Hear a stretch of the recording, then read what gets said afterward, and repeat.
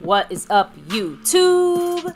My Cowboys family here, bringing you guys the latest update on our very own Dallas Cowboys. And of course, as always, thank you so much for joining us here tonight. Yeah. Take a second to hit like, subscribe, hit that notification bell, follow us on all social media at MyCowboysFamily, and of course, hop in the Discord. Link for that's in the description box down below. Now, forgive us, everyone. We had, a busy day on Friday. Thursday, we took off because there was not much news, guys. Just plain and simple. It'd be silly to kind of go live on a no-news day. So we figured, let's save it up, build it up for 2 days, now 3 days, and make it a special Saturday. Shout-out Saturday, whatever you want to call it. But we're here, and we got some news, info, and updates here regarding the Cowboys, our foes in the East, and other things to discuss here all over the place. We're going to end it with the defense, so stick with us through this thing. There's a lot of ups and downs and all around, so it's going to be a good one tonight. Hope everybody is chilling this week and having a good weekend. Again, hit that like, subscribe, notification bell, and baby, I'll let you do the honors. And reminding everybody, who's running the boards this week? The people that are running the things here at the family side of things. So, like our sponsor of the week. A big mahalo to Mark Hosepian. Appreciate him, of course, as the sponsor of the week. And if you look up above, he's not just the sponsor of the week. He's bossing that stream around with some DeMarcus Lawrence 90 points on the board. He's tanking it right there. Much love to Mark. He's got 90 points on the stream boss, and he's currently first place on the overall board. So the man with the 15-week streak as our sponsor of the week last year, the all-time record, can try to go back-to-back like our 90s Cowboys starting a new one. We'll see. We got tonight and tomorrow to crown a champion on that side. Then you look over to the crowns. You got Jason Renfro. He gets down. He's that sponsor. He's the Cash App King. Ooh. And he's done that record breaker there last year. 20 weeks in a row, 5 months of domination. Much love to Jason Renfro, though. Right now, also starting a new streak for himself. Trying to, looking at as far as who's in the lead this week. He's definitely dropped some love in there. So he's in the mix. So are some other people. I'm going to shout some others out right now, but currently, as you guys know, the same person is still leading the sponsor of the Cash App King for this week, and that is Marissa Sparkle. Oh, Marissa. Another star-level member, on top of course, Jason Renfro, of course. So much love to Marissa, who's repping the lead right now in the Cash App, trying to make it I guess you could say, Cash App Queen. We'll see what happens. Mm-hmm. And then you go to the gifting membership side of things. And I just saw something pop up on my screen, and it is JD from DC. Let me give you a live representation of the crown that I'm repping here, because he just gifted 5 memberships to the MCF family here. Woo. Huge shout out to you, JD from DC. JD from DC in that place to be, baby. I was just about to shout him out. That's the last part of the board we got to shout out, and that is the gifting membership side. If you're in the membership at any level, Navy, Blue, Silver, Star, or over everything, you have the ability to gift memberships. You can drop the love through there, and also dropping the love through the channel, you're also giving a membership trial to somebody in the chat who doesn't have one. So a big appreciation there from JD from DC, who's now giving away 5 gifted memberships to 5 lucky MCFers here. Congrats to those MCFers. By the way, I wanted to also mention, if you're looking at the leaderboards when it comes to gifting memberships, he is in first place this week, also the champion last week, so he's also trying to go back-to-back like our 90s Cowboys. Much love to him. We got another gifted membership there. Brian Wright, congrats. Who's dropped that one, baby? Stormy. Hey, Stormy in the house.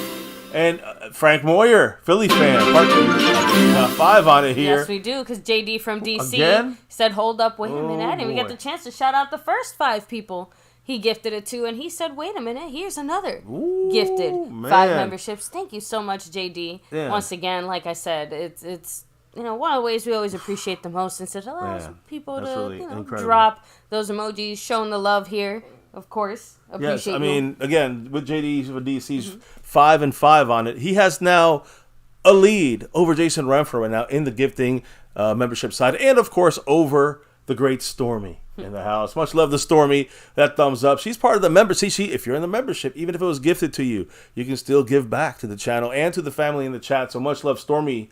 Stormy's gifted membership went to Brian Wright. So congrats to him. And JD of course, from JD from DC. He gave 10 of them out. Who did they all go to, baby? House Nelson, Raul, Brandon James 2024, Don Oliver, Pat Pfeiffer, Frank Moyer, West Texas Cowboy, Tough Man Off Grid, The Angry Bear, and Justin Quarles, the Q-Man. Q-Man. Hey, by the way, I'm looking at the board. I'm just kind of reshuffling it around. And JD from DC is now the first place man on the overall board, jumping over Marissa Sparkle and Marco Seppian for first place overall. Of course, he's also in first place on the gifting board. So he's coming for a takeover. Listen, this man is representing in enemy territory on the daily. Repping that star in D.C. against Washington, the Commandos. So much love to JD from D.C. repping it here as well. Can't do it without your guys' love and support. And hey, this is one way of doing it. And giving it back to the family in the chat. So again, all you guys, Stormy as well. I know Jason Renfro dropped some love when it came to the gifted memberships. All you guys, again, humbled. Thank you. And go Cowboys. Here, the family saying it to you guys. Thank you. On a special Saturday, I guess you could say, weekend edition here. Now, let me also, I got to shout out others, baby, because there's more. Yes, there's more people to shout out here. And let me start off with the man staying skeptical fan. Ooh, thank you, Skeptical. Dropped the $2 thanks holler right there. And he said clowns, as in the clown show. Jerry, Steven, yes. So again, much love to him. That was our discussion about Jerry and Steven, who's controlling the team. He dropped that was a $2 super thanks, so super thanks, so super thanks to him. And by the way, you got also McLovin, his second $10 holler this week dropped. He said family, and dropped the 10 on it. Much love to him. And that was in the PayPal. So he's jumped up. Of course, he's right behind Marissa Sparkle on that side of the board. Stanley Smith, also earlier tonight, dropped $10 holler in the Cash App. And he just said, hey, go Cowboys. You know, he does Cowboys. it. So appreciate you, Stanley Smith, again, back on that board. You know, you can see the list up there. The leaderboard goes all the way to, from top to bottom. So appreciate everybody who's dropped any kind of love here. Like Kirk Burning also dropping a $10 Cash App. He said, shot time. Yeah, there was some after dark fun going down. JM, also big time Mosh fan, Cowboy fan. Much love to JM, who dropped a $10 holler. Go Cowboys. Smokey, who's, living in New York there, but he ain't no Cowboy fan. But he still supports the channel. He dropped 2 $10 hollers. Now, he's also in the running there in the race for the Cash App Kingdom right there, which Marissa still has a lead over everyone else. So congrats to her holding that down. Which, by the way, there's a lot of different ways of dropping the love here in MCF. Whether it's the thanks button, we just had Skeptical Fan. Whether it is, jumping in the membership. Whether it is the super chats. Whether it is gifting memberships. There's 4 other ways you can challenge. The top dogs right now, like, for instance, Jason Renfro, the Cash App King, and Marissa Sparkle, the Cash App leader. How can they do that, baby? Well, you have the Cash App, of course, money sign MyCowboysFamily, the Venmo at my-cowboys-family, the regular PayPal link, and last but not least, that Streamlabs link lets your comment show up on screen just like a super chat. Yeah, and again, thank you to all that have dropped the love in the last couple of days. We were not here. We'll be back, of course, still doing our thing most of the time, 5 days a week, 6 days a week sometimes. And as things get heated up, we're here every day. Of course, we have our After Dark channel, so check it out.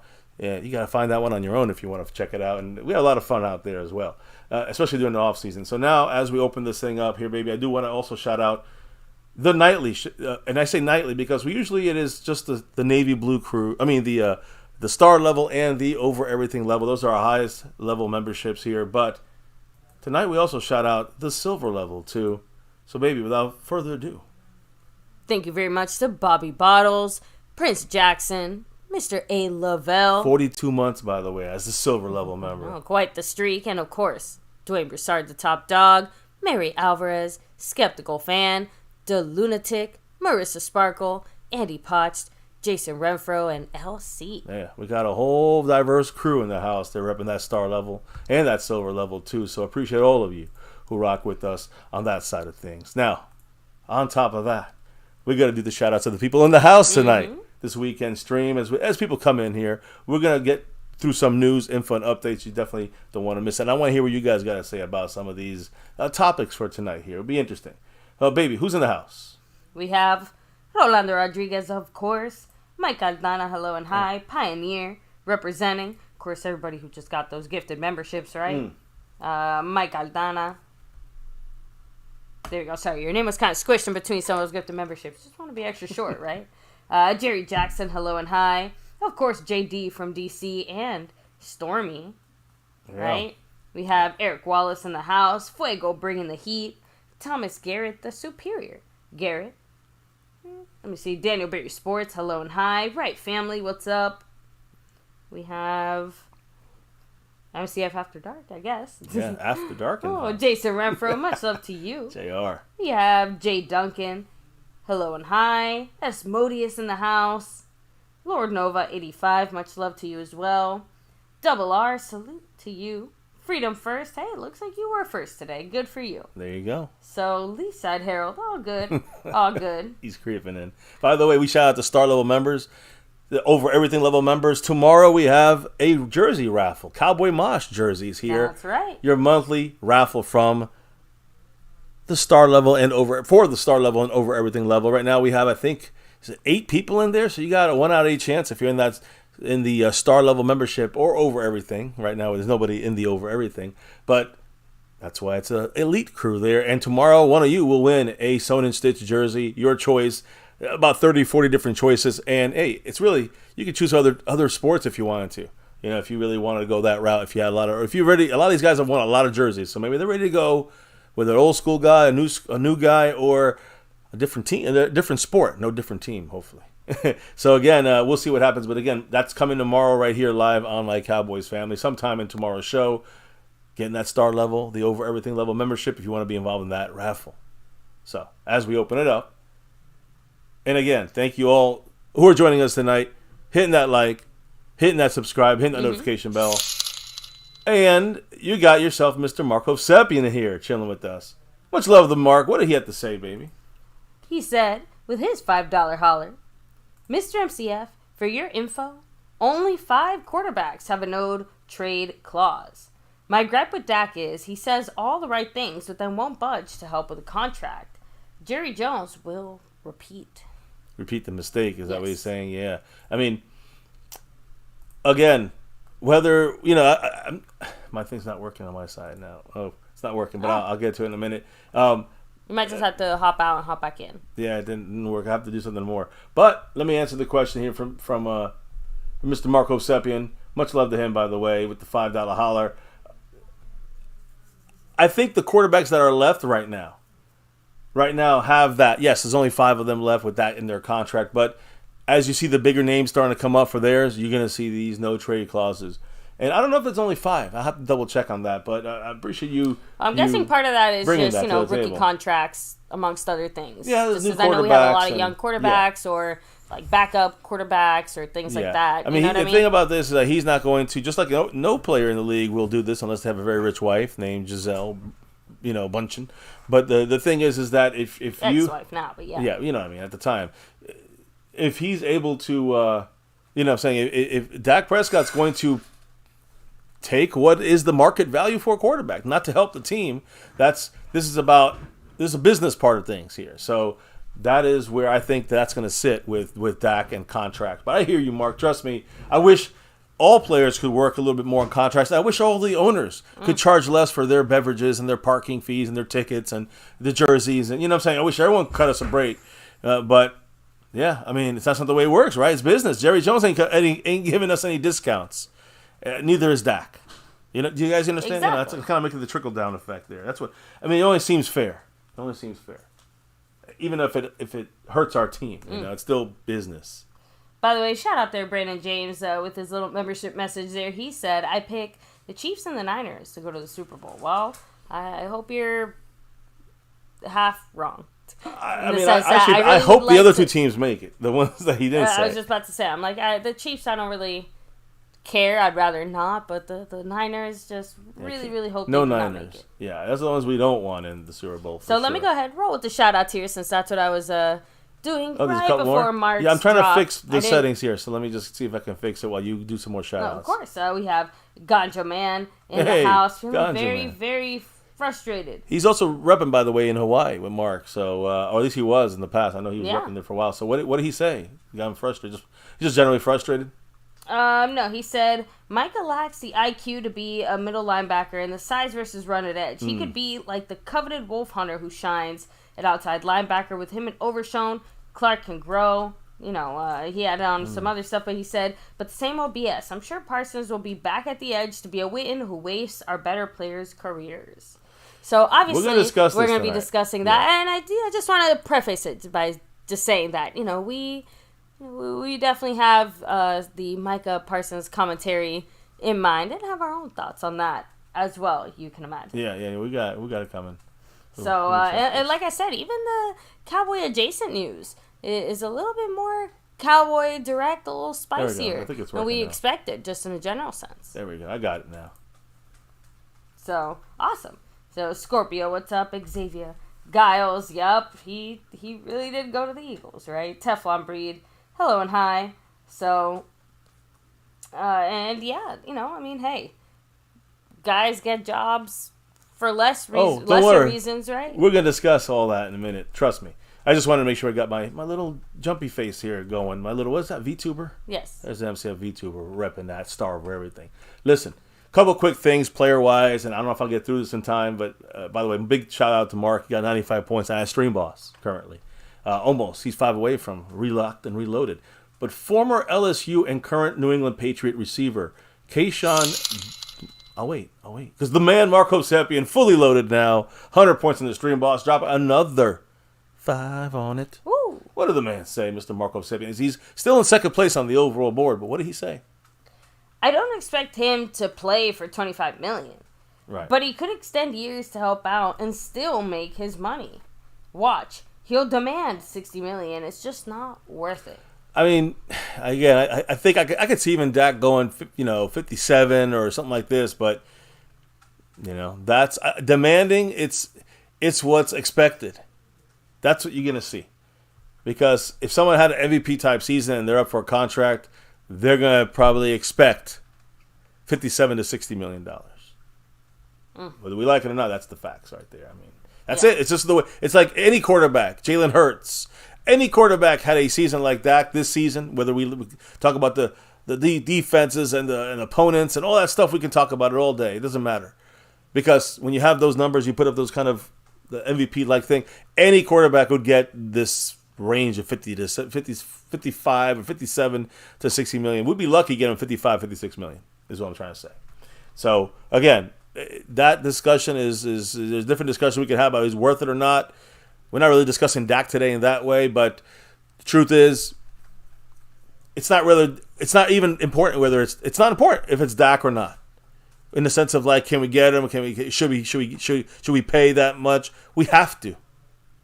It's not. Why would Dak work with the Clown Show? He would not work with them. Why would he work with them? They wouldn't work with him. I'm just saying. Look, the point is, it's not even, and it's bigger than that. The Clown Show, if they can get out of these no trade clauses and these other things, guarantee you the Cowboys will be working some deals. They can't. That's the way it goes.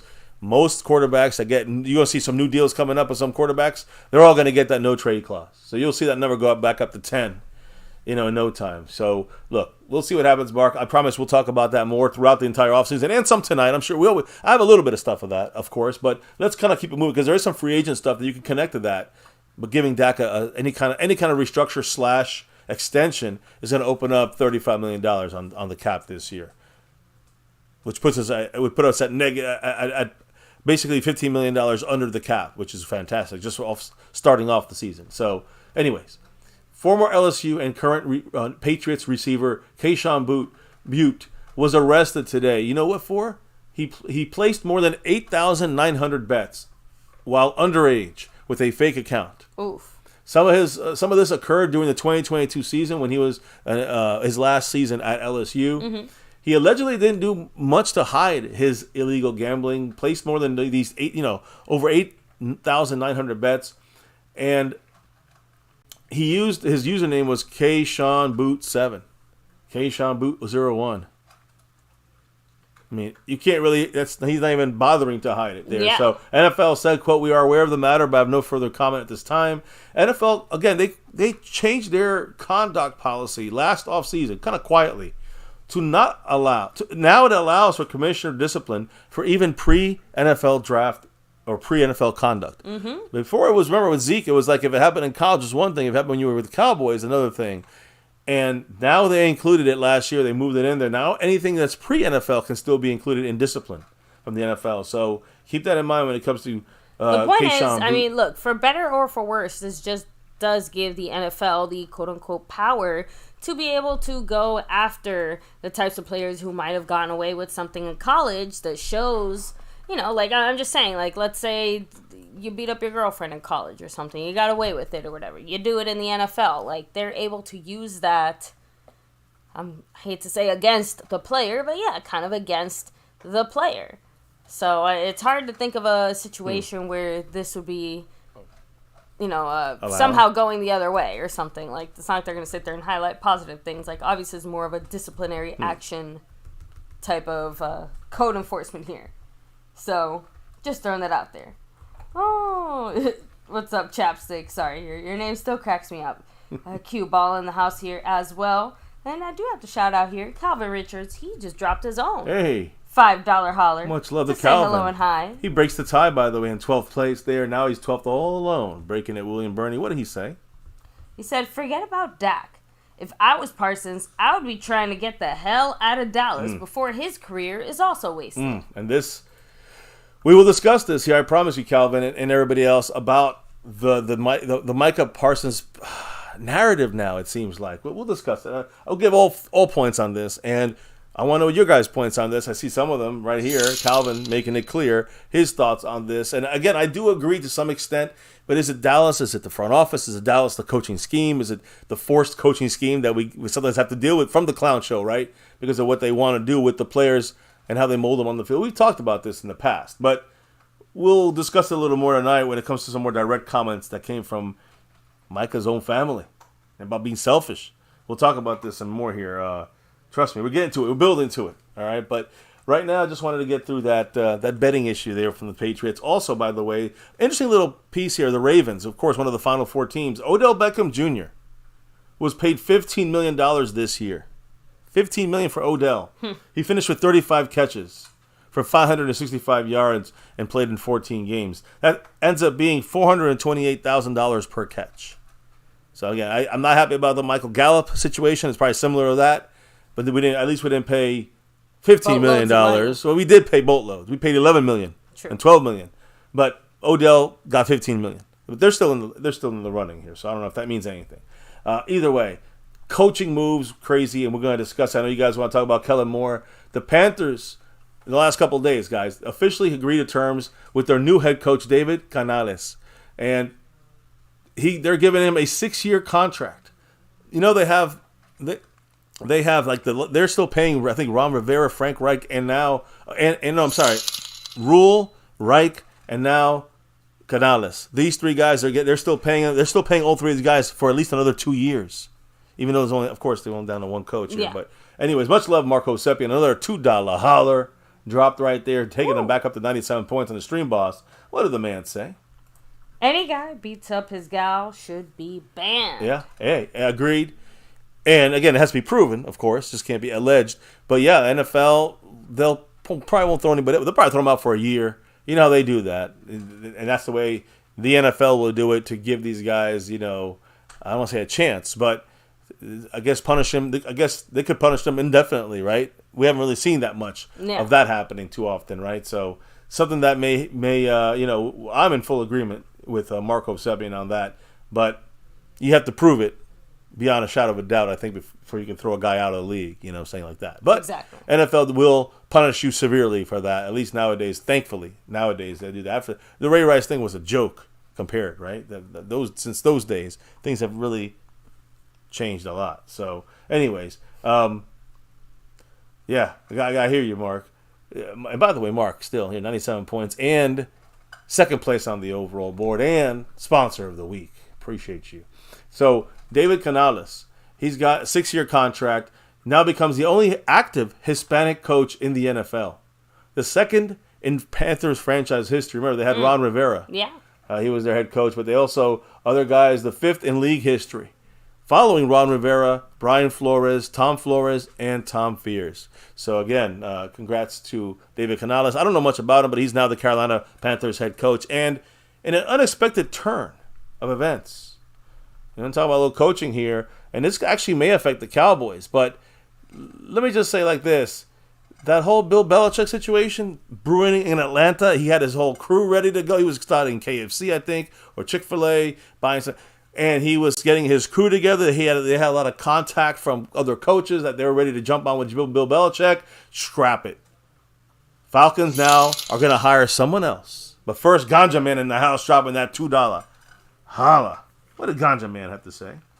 Build the team of irrelevance who have nothing but heart. Nothing but love. I'm assuming here. So, thank you, Ganja Man. Appreciate you. Appreciate you. I wish we can just do that. And then, number one, win. Number two, Jerry Jones wants his 2 cents, 3 cents, 4 cents, and 5. So, I see that being a very difficult thing to happen, right? I mean, I don't see how, we can ever put together a team of irrelevance to just win on heart. That very rarely happens, if ever. But it would be nice, right? Nice story, I guess you can say. I mean, adding up to the board. Mm-hmm. Of course. Yes, guys, obviously there's a few other coaching moves, and I promise you we're going to touch on those in just a few moments Seconds here, yeah. I'm adding Ganja Man to the board here. Let me see. Metalbird Cowboy fan cracking me up a little bit. So, and yeah, one of the other bigger kind of coaching changes is more the way that Bill Belichick went from, the most desired available coach out there to, we'll see him next year maybe. Well, here's the thing. So the Falcons, by the way, big thank you to Ganja Man on that. And Mark's down to 95 points on the Stream Boss. The Falcons are now hiring the Rams defensive coordinator, Raheem Morris, as their head coach. Came out of nowhere, boom, just like that. Yeah, that definitely surprised a lot of people. Definitely a surprise, and hey, it's fine. A big move there by the Falcons to go with the younger, head coach in Raheem Morris there. And well-deserved for Raheem Morris. He deserved it years before this, but he was the Falcons' interim coach when old Dan Quinn was fired in Atlanta in 2020. Now he's their full-time head coach now in 2023, so congrats to him. But why is Bill Belichick up there? Well, this is the reason why. Jeremy Fowler reported that right now there's only 2 teams left that don't have coaches. 2 teams. The Washington Commanders and the Seattle Seahawks. That's it. We had like 6 or 7, 8 teams that needed coaches. Now there's 2. And it's the Washington Commanders and the Seattle Seahawks. They haven't shown any outward interest in signing or interviewing former Patriots head coach, Bill Belichick. And according to all reports, he's a very far outsider for the final 2 head coaching jobs that are available right now, the Commanders and the Seahawks. And so, also an outsider? Mike Vrabel as well, formerly of the Tennessee Titans there. So again, no Vrabel in the plans for the Commanders or the Seahawks. No Bill Belichick in the plans for for the Commanders or the Seahawks, and of course the Falcons was the only, by the way, in case you didn't know, now you're going to know, the Falcons were the only team to interview legendary coach Bill Belichick after, being dismissed, in mutually parting ways with Kraft in New England there. So again, there are no other known scheduled interviews for Belichick. Yeah. So this is a true potential for Bill Belichick to basically say, you know what, I'm going to sit out this year and wait for an opportunity in 2025. And again, with 2 head coaching jobs available, the Commanders and Seattle Seahawks, there's no reports at all they are looking at Bill Belichick. So he's going to not coach this year, believe it or not. You have to wonder something about the Cowboys. And this is where the sneaky part comes in of guys like, I'm going to say it, not Stephen Jones, but like Jerry Jones. The advantage of Jerry Jones here is he's friends with Bill Belichick, and maybe the Cowboys might have discovered this through back channels before they decided to run it back with McCarthy. Think about that for a second. Give McCarthy one more year. McCarthy, Jerry Jones knew he wasn't going to get, Belichick wasn't going to get that Atlanta job. They were going to lean some other direction, even if they were interviewing him. And then, hey, you know what? Let's give McCarthy one more year and then and maybe bring in Belichick at that point. That could be who knows? I'm just saying. I'm throwing it out there. But just like we had with Sean Payton a couple years ago, remember with him breathing down McCarthy's back, expect the same thing this year, this offseason, and into the season with Bill Belichick being the guy breathing down McCarthy's back this time. Except this one feels like it has a little more weight to it. I mean, as far as Bill Belichick's heavy breath on McCarthy's neck. Whether or not it's going to happen or not, I don't know. But the pressure will definitely be always talked about the entire year about Belichick coming to Dallas. Brace yourselves, Cowboy fans. I wonder what you all thinking about that. Especially if, like some of you guys out there, you're kind of girding your loins, so to speak, on the very likely upcoming Dak contract extension. Right? Like, if he's going to be here for the longer term, Belichick wants an established quarterback. You don't want to start over with a Mac Jones situation. It's also one of those weird situations where, again, any team that's, like, starting from scratch, Belichick's a little too old to go bring him along for a 10-year run here. Rebuilding your dynasty. Exactly. That's not what he's doing here. He needs a team that's got at least a little bit of something going on. Needs a tweak or two, right? But it can't be a full rebuild from the ground up. He's got it going on. Maybe it's Calvin Richard in the house, dropping a $2 holler, breaking another tie, now in 9th place on the overall board, right behind Jason Renfro. What did the man say? Dropped another $2. Right before that, by the way, I think he boxed it out. Mark Hosepian's own $2 holler. Oh, sorry about that. Mark. All good. With 2, as he's still in 2nd place and in 2th place. What do both these ballers have to say? So Mark Hosepian said, demote the so-called Guru Chubbs to offensive coordinator and then just hire Bill. And Calvin Richards with his $2 holler. I would agree with that, Mark. Well, Calvin Richards with his $2 holler saying Atlanta's hiring is a DEI hiring. I disagree with you on that. I think Atlanta actually wanted to hire the younger, better kind of future guy for their team, not a guy who was there to do something. That's why it didn't make any sense for Belichick to be in Atlanta. So I'm not pulling that card, man. I'm sorry. I disagree with you, Calvin. Is not one of those kind of hires. He deserved it. He's been deserving of it. And he's a guy that finally got that head coaching spot for the future, right? You see them. They have Zach Cunningham now, I think. I don't know what his name is. He's an offensive coordinator who's now used to be from the Rams, the high flying offense. They got him now, right here under Raheem Morris. Saying and as their offensive coordinator for the Falcons, they're making some good future moves. We'll see if it pans out. But these are like future coaches they're trying to buy into. See if they get one of these guys, starting with Raheem Morris as that new coach of the next the next decade or so, right? So they're doing some interesting moves. I like what Atlanta's doing. Belichick didn't fit them. Belichick fits us, being honest. And I've been a big proponent of Belichick to the Cowboys for a couple of years and trying to win now with the guys we have now before Jerry Jones keels over, because he's about to.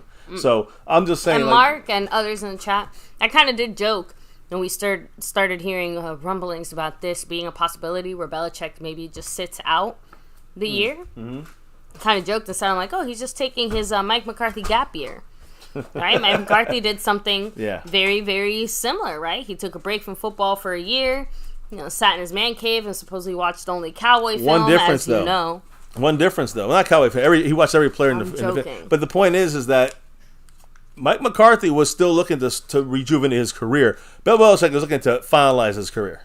There's a big difference between the aspects you have when you have someone like McCarthy who needs to get a revamp. He takes a year off and revamps. Belichick's going to work with what he's got, his brain, and take a team like the Cowboys who's got the pieces in there somewhere and put it together the right way with the guys we got now, not fucking around for 5 years down the line and contracts and bullshit.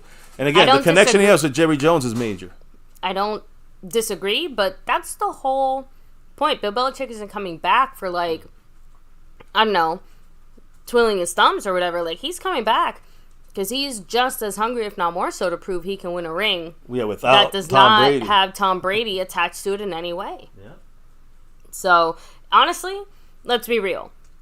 If Bill Belichick can somehow give the Cowboys back their ability to win Super Bowls, and you get what I'm trying to say here, right?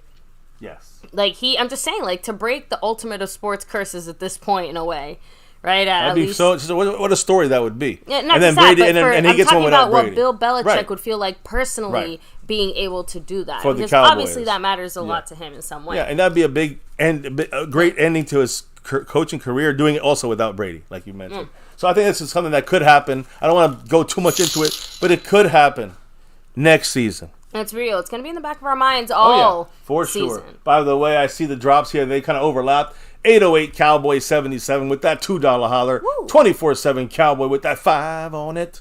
What do both these guys got to say, baby? So 808 Cowboy said, Quinn will take Witt and Harris with him. I want Vrabel. Yeah, and that's the thing. To me, Al Harris, he's still up and coming. Joe Witt Jr., he's ready to go as a defensive coordinator. So I would love him to stay in Dallas. Remember, he does have connections. He does have connections with Mike McCarthy before he even had him with Dan Quinn. So that's where he could stay. Joe Witt could stay as our defensive coordinator. But, yeah, there's other guys out there you can look at, too. Vrabel can only be a defensive coordinator now. Again, he's another guy out there who's now available. So maybe you bring him in there if Quinn goes. Which, by the way, I'm going to talk about that next year. But what else was said, baby, by 24/7 Cowboy? He said, with his $5 holler, it's the same thing Mike did, right? Mike sat out and waited to see if Garrett would make it. When the clapper didn't make it, Mike jumped in. Right, exactly. And 100 million, 10%. So now, similar thing could happen now to McCarthy by Belichick chilling out for a year and waiting. Now the contract we know is ending. Unless we win a Super Bowl, it's ending this thing. Unless we get the NFC Conference Championship, let's be honest. Hey, look, and as we know, contract years definitely make for better performances from the guys who are trying to get, a long-term gig players here in and Dallas. Coaches. Or at least they try. It worked once with Garrett. The second time, he couldn't escape the chopping block on that, He had a good year after he was on that contract year. And then the second time, well, that was the end of him. And McCarthy took over. So, but yeah, let me kind of touch on a few comments this topic on the coaching. And Scorpio said, it sounds like we might have Bill as head coach next year. So could happen. I am a little bit torn on this one thing, though, because and it's the same reason why it bothers me that we're having these types of discussion. It's like Jerry wants to have his cake and eat it, too. Bill Belichick coming to the Cowboys next year, while overall would be great, also means we failed in this upcoming season now, the one that we're trying to talk about. Right, yeah, exactly. So that would be a bittersweet situation, right? I personally don't want to set up McCarthy to fail. I don't want him to have one boot out the door and just basically and like I said, I understand on one hand that pressure is a good thing. I'm not saying don't put pressure, don't whatever, but man, it almost feels like Jerry has accepted that this year, we're just not going to get to maybe where we want to be. Although, if his faith in McCarthy is as much as he says it is, then he's just thinking McCarthy's going to make it happen somehow. Good points. So, well, we got another drop in there? Yes, we do. We have two drops. Again, they might have blocked each other out in some way, and I think they did. And Ganja Man with that $2 holler. Woo. Thank you, Ganja Man. I appreciate you, Brandon James. But Ganja Man said with his $2 holler, Belichick gets a statue if he wins the Super Bowl with Trash Cup. I love that. And again, he's going to get a statue if he ends the drought. That's what I'm trying to say. That Dak, anyone, is such don't matter. A feather in your cap and an instant way to make sure that pretty much 80% of football fans either instantly love you or instantly hate you. Yeah, they're going to say we cheated or something. You know it. So, anyway, real quick, Brandon James, appreciate you. His $5 highlight saying NFL rumors, Belichick to become Kansas City Chiefs head coach, Andy Reid to retire soon. So, again, definitely a possibility. And honestly, that would probably be a relatively smooth transition, all things considered, over at KC. But I think that for what Belichick is trying to actually personally achieve, going in there and winning more Super Bowls with a quarterback who's already won a ton of Super Bowls and a team that's already won a ton of Super Bowls in recent memory and appearances and all that stuff, like, not saying it isn't a challenge because every year starts over, but like I said, I just don't know if that's exactly what he's looking for. Yeah, we don't know yet. We'll see what happens. Yeah, and obviously I'm not in Bill Belichick's head or anyone We'll see what happens. So. What Belichick feels next year, but I think it's a burning passion in him to win. Especially win without Brady, and Jerry Jones was a passion to win for 30 years for one reason only, not just to make the money. Yes, that's number one, but to try to do it without Jimmy in a real way, not a year after Jimmy leaves. So in a real way. So I think they both have something to coach for. And McCarthy, I think we'd have to win the Super Bowl, even conference championship. I could see him being gone for Belichick, and it depends the reasons why, of course. But if you fumbling, fucking play calling, McCarthy's out of here. I don't care if we get to the God. If we lose the Super Bowl, he's out of here. So. We'll see what happens. We'll see. I don't know. I'm talking out my ass. We'll see what happens. Either way, moving on from this distant situation, it may never even come to fruition. And I'm, of course, hoping we win the Super Bowl and we can keep McCarthy for another goddamn 10 years for all I care. So, Jerry Jones didn't say much today, but we're going to talk about another guy for our Cowboys for a moment because there is more coaching news, believe it or not. And yeah, we got more. Don't worry. We know about the offensive coordinator. We got this guy here also on our coaching staff, our defensive coach, Dan Quinn. And I'll talk much more about his defensive scheme and issues he had later with the MICAH Parsons discussion. But let's just go back for a second. It's first and foremost the Seattle Seahawks. They've shown interest in Mike Macdonald. This is important to note because we know that Dan Quinn is the number one right now prospect for the Seahawks. So Seahawks have shown an interest in this guy named Mike Macdonald. Now let me explain the issue here. He has not requested a head coaching interview yet. They have not requested a head coaching interview yet. He is with the Ravens, and he's a defensive coordinator for the Ravens. So, again, a guy who's going to be in high demand.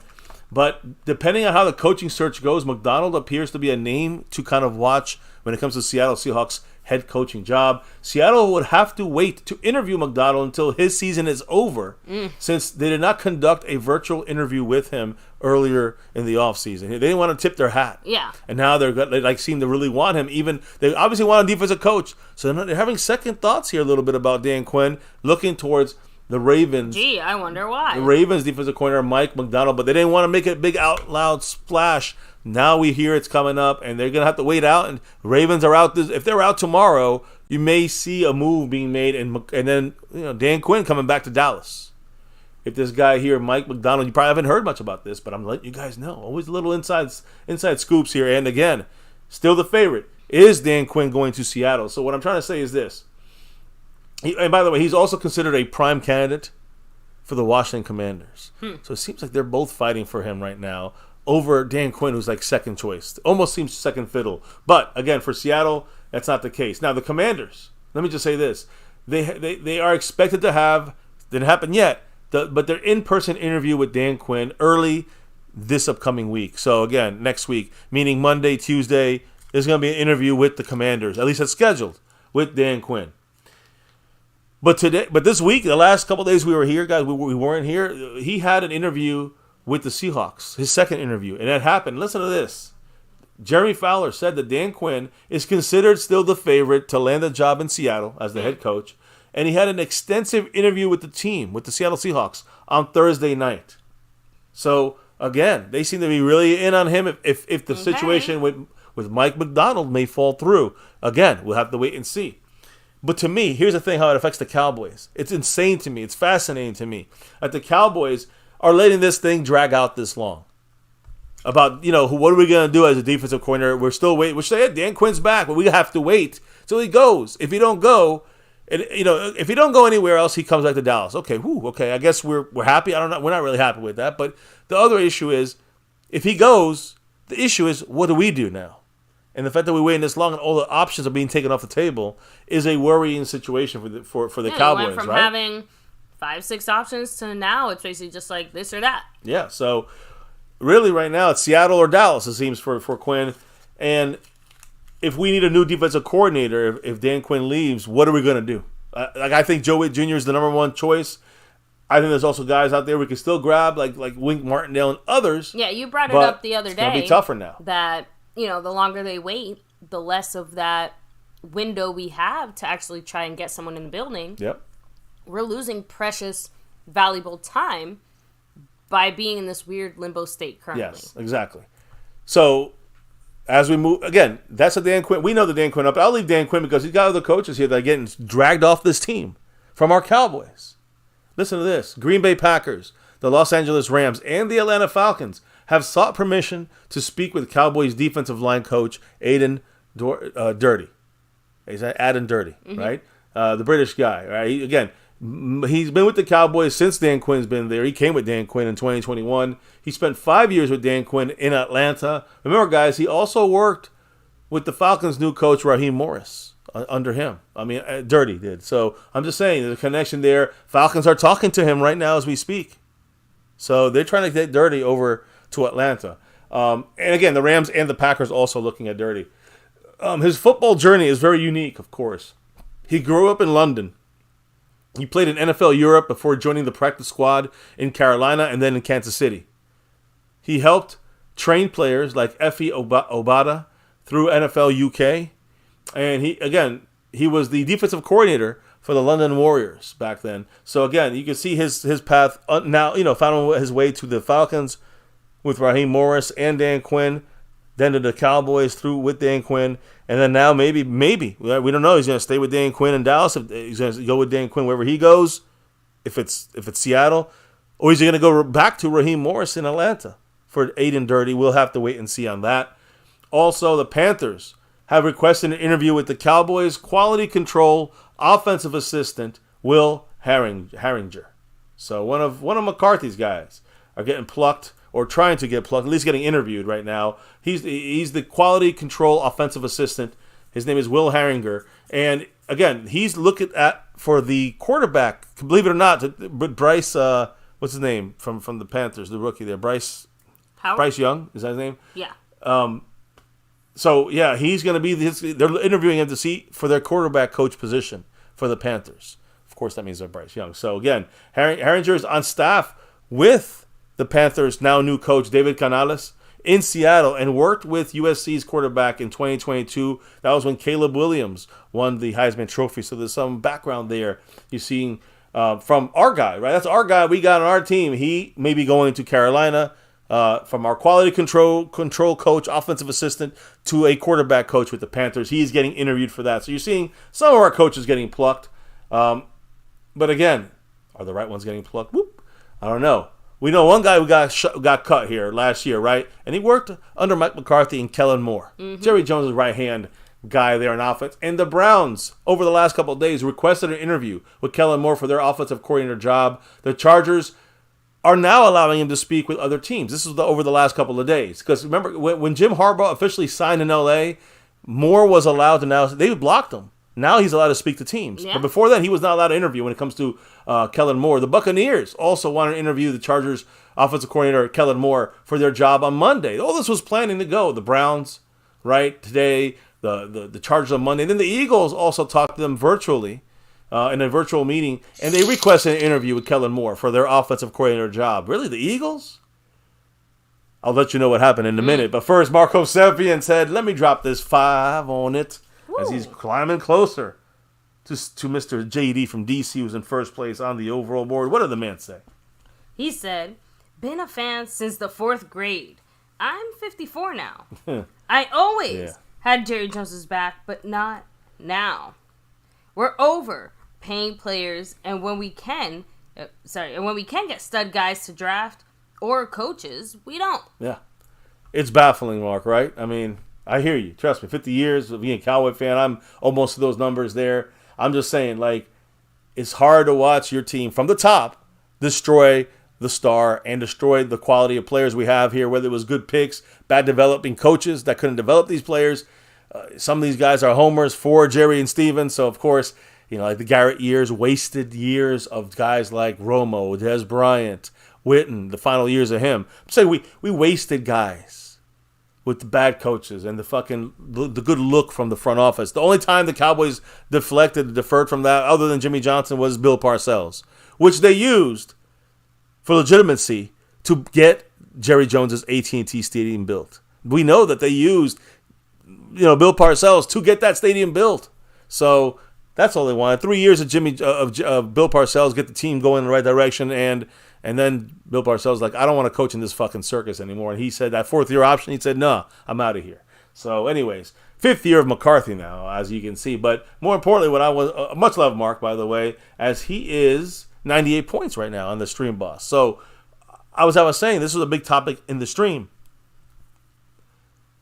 Kellen Moore getting all these interviews with the Browns, the Browns, the Buccaneers, the Eagles. And baby, later this evening, literally about an hour or two before we went live, the announcement came, guys. Yes, the Eagles have a Kellen Moore land. Yeah, Kellen Moore landed in the ugly green.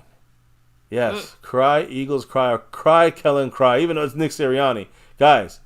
Yes, believe it or not, Kellen Moore is now going to be under Nick Sirianni as the offensive coordinator of the Philadelphia Eagles. Now they recently signed, and I think it was a good move, Vic Fangio. All right, formerly of the Miami Dolphins, defensive coordinator, of course, head coach of the Broncos, had a really good defense. So Vic Fangio is now a defensive coordinator for the Eagles, who again, they based their moves off the Cowboys. Remember, he's the guy that's known for figuring out the Cowboys, Kellen Moore. Now, he'll be on the other side of the ball. Kellen Moore will be the offensive coordinator next to Vic Fangio as a defensive coordinator, and both under Nick Sirianni here. So the Eagles they interviewed him last year, Kellen Moore, and they interviewed him when he was the Cowboys. I know that for sure.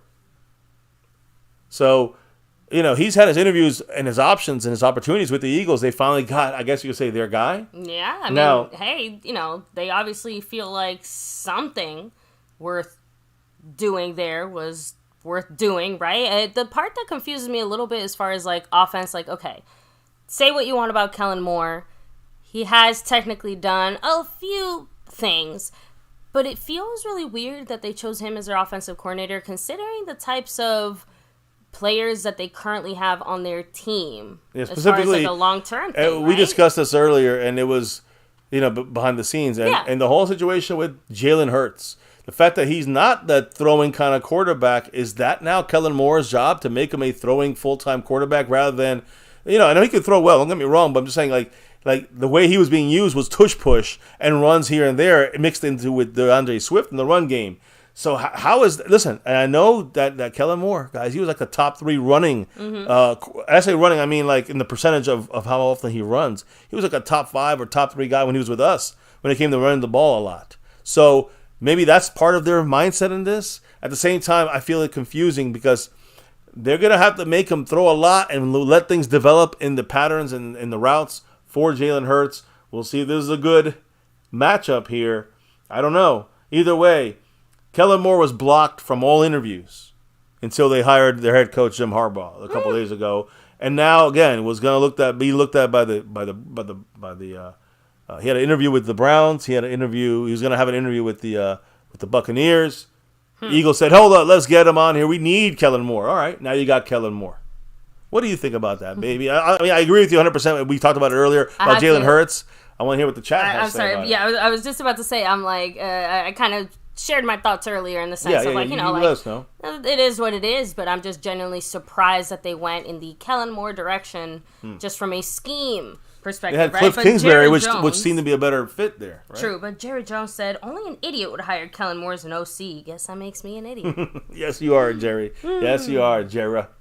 808 Cowboys said it. Moore doesn't fit the kind of players they have. Imagine Hurts doing those option routes. Yeah, I mean, it seems interesting that they're going this route with Hurts as their big $57 million guy. The lunatic, kind of, adding on there, saying something that I know I had brought up at some point a few weeks ago or whatever. But basically, at this point, the Eagles aren't trying to necessarily be the best team, and most teams aren't necessarily trying to, be the best team, most teams build around their divisions, right? Like, so he said, I'll give this to Filthy. They brought in the Dallas Kryptonite and a former offensive coordinator. They know who their biggest threat in the division is. Right. Exactly. Like, the way things are set up, the Giants and Washington are just scraping the bottom of the barrel. So if the Eagles / the Cowboys can game plan equally well for the team that will probably be the thing standing between them and the division, right? Like, that automatically gets you a spot in the playoffs, and as we know, you can do a lot with that, right? Or nothing. Right. That was that was the joke. Yeah, no, I'm not laughing. Since we didn't do anything because it sucks, and that's why I'm not laughing. But no, the thing is that, I agree that with the lunatic that is a interesting little. They're following cowboy moves, whatever they're trying to beat us. But here's the thing: it's gonna be if us or them win in the East, it feels like we should be the 4th seed. Like, it feels weak that we're just gonna try to beat each other so we can get in the playoffs and then get bounced. Let's be real though. That is the way our division is currently right now. That is very likely. That's what sucks. What's going to happen. That's and how why it's going to end up.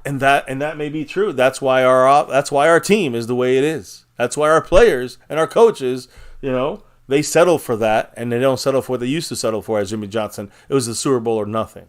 That's it. But hey, now we're just selling for the East, I guess. Either way. Moving on to other things. There's the Kellen Moore moment, guys. Again, I'm fine with Kellen Moore being there. Vic Fangio, he's more of an issue. I can understand that being a bigger issue situation. Yeah, but Kellen Moore is helpful to us. Does not concern me in any way. I'm fine with that. Have to be honest. I'm fine with that. And then when you look at our team, let's actually look at the playoffs. You look at our team as well. But listen to this, baby. The ages of the remaining quarterbacks currently in the playoffs. Patrick Mahomes is 28. Jared Goff is 29. Brock Purdy is 24. And Lamar Jackson is 27. All right?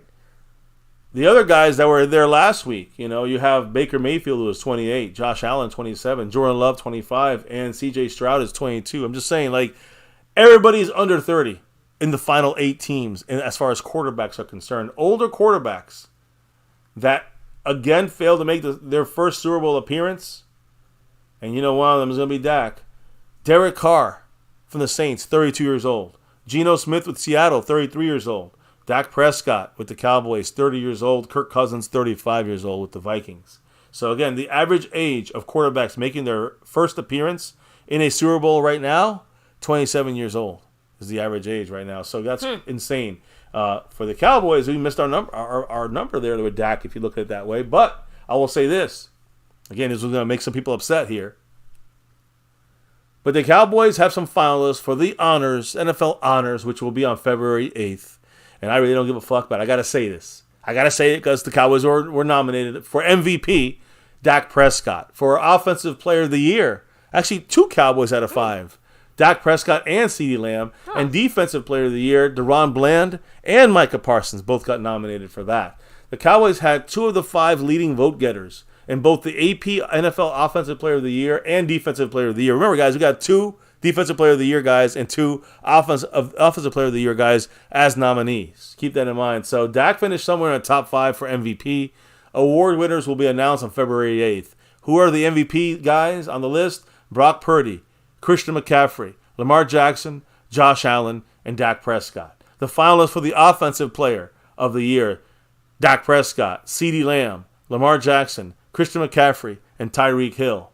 And the finalists for the Defensive Player of the Year, Micah Parsons, DaRon Bland, Max Crosby, Myles Garrett, and TJ Watt. That's your full list of the guys that matter to us. The only guys the Cowboys, I guess, were involved with. But now, that's awards shit. I had to say it. Don't know if anybody has anything to say about that or not when it comes to the awards. I mean, it's great that we had 2 guys in the top 5 for the Offensive Player of the Year and 2 guys in the top 5 in the Defensive Player of the Year. That's incredible. But none of these 4 guys are bringing home a trophy. Again, and Dak is MVP. The most disappointing part of that is that we were not able to translate a single drop of that into any postseason success. Let's be real, because we said it before, we'll keep saying it again, and shout out to Marco Seppian with his $5 holler there. But, man, what we did in the regular season was a little special. It was it hadn't been done before necessarily the way that we were doing it. And our players were playing at a high level. Like I said, I still don't really have a true reason or answer for how we fell apart so completely as an entire team there, in the playoffs against Green Bay. Bad coaching. That's the main issue. Maybe we're a little too overhyped team. Just give us some options. Sure. Give us some options. We'll go with that one for now, right? Marco Stepien, by the way, shout out to him with his $5 holler saying, I feel like seeing a guy dating my ex with the more higher. Anyone else loving Kelsey retiring? If Philly can fix their D, they'll be scary. Good team, bad D. Yeah. That's what she said. That's that's an interesting comparison there. Like, you know what? You're dating my ex, you can have him. Go ahead. Like, please date him. A lot of issues there with the ex in Kellen Moore. Right? So, obviously for us, from a football perspective, Kelsey retiring is absolutely a boon. Now the Eagles have to either use, draft resources to find a replacement, or they have to use, money, capital to find his replacement. But you're going to have to replace one of the guys who's been doing it, the best in the league these last however many long years. Since decades. He's been in the league, I was just about to say, like 11 years, right? 10, 11 years? Quite a while. So, yeah. But you know what? That's what I don't want to see on this team though anymore. Well, right? How many great fucking players had to hang up their cleats in the last however many years, ringless, because we couldn't get done. And let's get rolling to 2024. What do I mean by that? Listen to this. Let me just go over this real quick here. The free agency, real quick. Our own guys. All right. Yeah. We have 16 guys are about to be free agents. Okay. Tony Pollard, Stephon Gilmore. Just think about 5 names you want to keep. Everybody out there listening, think about 5 names you want to keep out of this 16. Tony Pollard, Stephon Gilmore, Dorrance Armstrong, Tyron Smith, Tyler Biadasz, Jaron Kearse, Jordan Lewis, Dante Fowler, Noah Ibighagany, Neville Gallimore, Jonathan Hankins, C.J. Goodwin, Chuma Edoga, Trent Sieg, Rico Dowdle, and Sean McEwen. Now, any of the must-haves on there? There's definitely a couple. And there was an interesting poll out there. The number one, who's your number one kind of player you think on that group? And you would say that maybe you would say I need to have him back. We need to bring him back. Yeah. I mean, that's a long list. But if it's up to me, I would prioritize the O-line personally.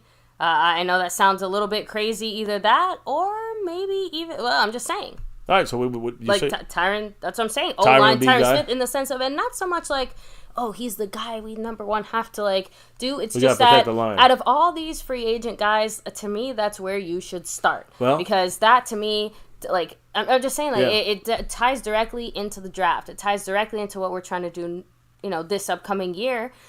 It'll set the tone for pretty much everything else we're going to do. So yeah, I would start with Tyron Smith, because to me, you can't do anything else until you settle the O-line situation. I agree with Tyron Smith. Everything else, I feel like we can work out. I agree with Tyron Smith. I think you got Jonathan Hankins on here. C.J. Goodwin. I think these guys are overlooked. But I'm trying to think cheap here. So I'm also thinking Trent Sieg, a long snapper. Easy money. Put him on the team. Keep him. He didn't miss one snap. There's other guys you can throw in the mix that cost a little bit more, right? Like Stephon Gilmore. Some people are saying Tony Pollard.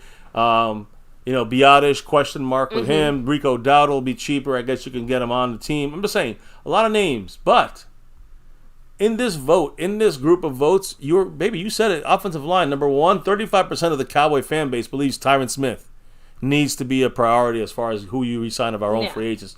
28% of the people said Tyler Biadasz. So you're sticking with the offensive line. The point is that we're all looking at the O-line and saying, we have to make sure to address it, do something about it. You can't forget about Stephon Gilmore, who also, again, 26% of people said keep him, although I think you can find either drafting a guy or maybe even, a free agent in there, maybe a little cheaper, maybe younger.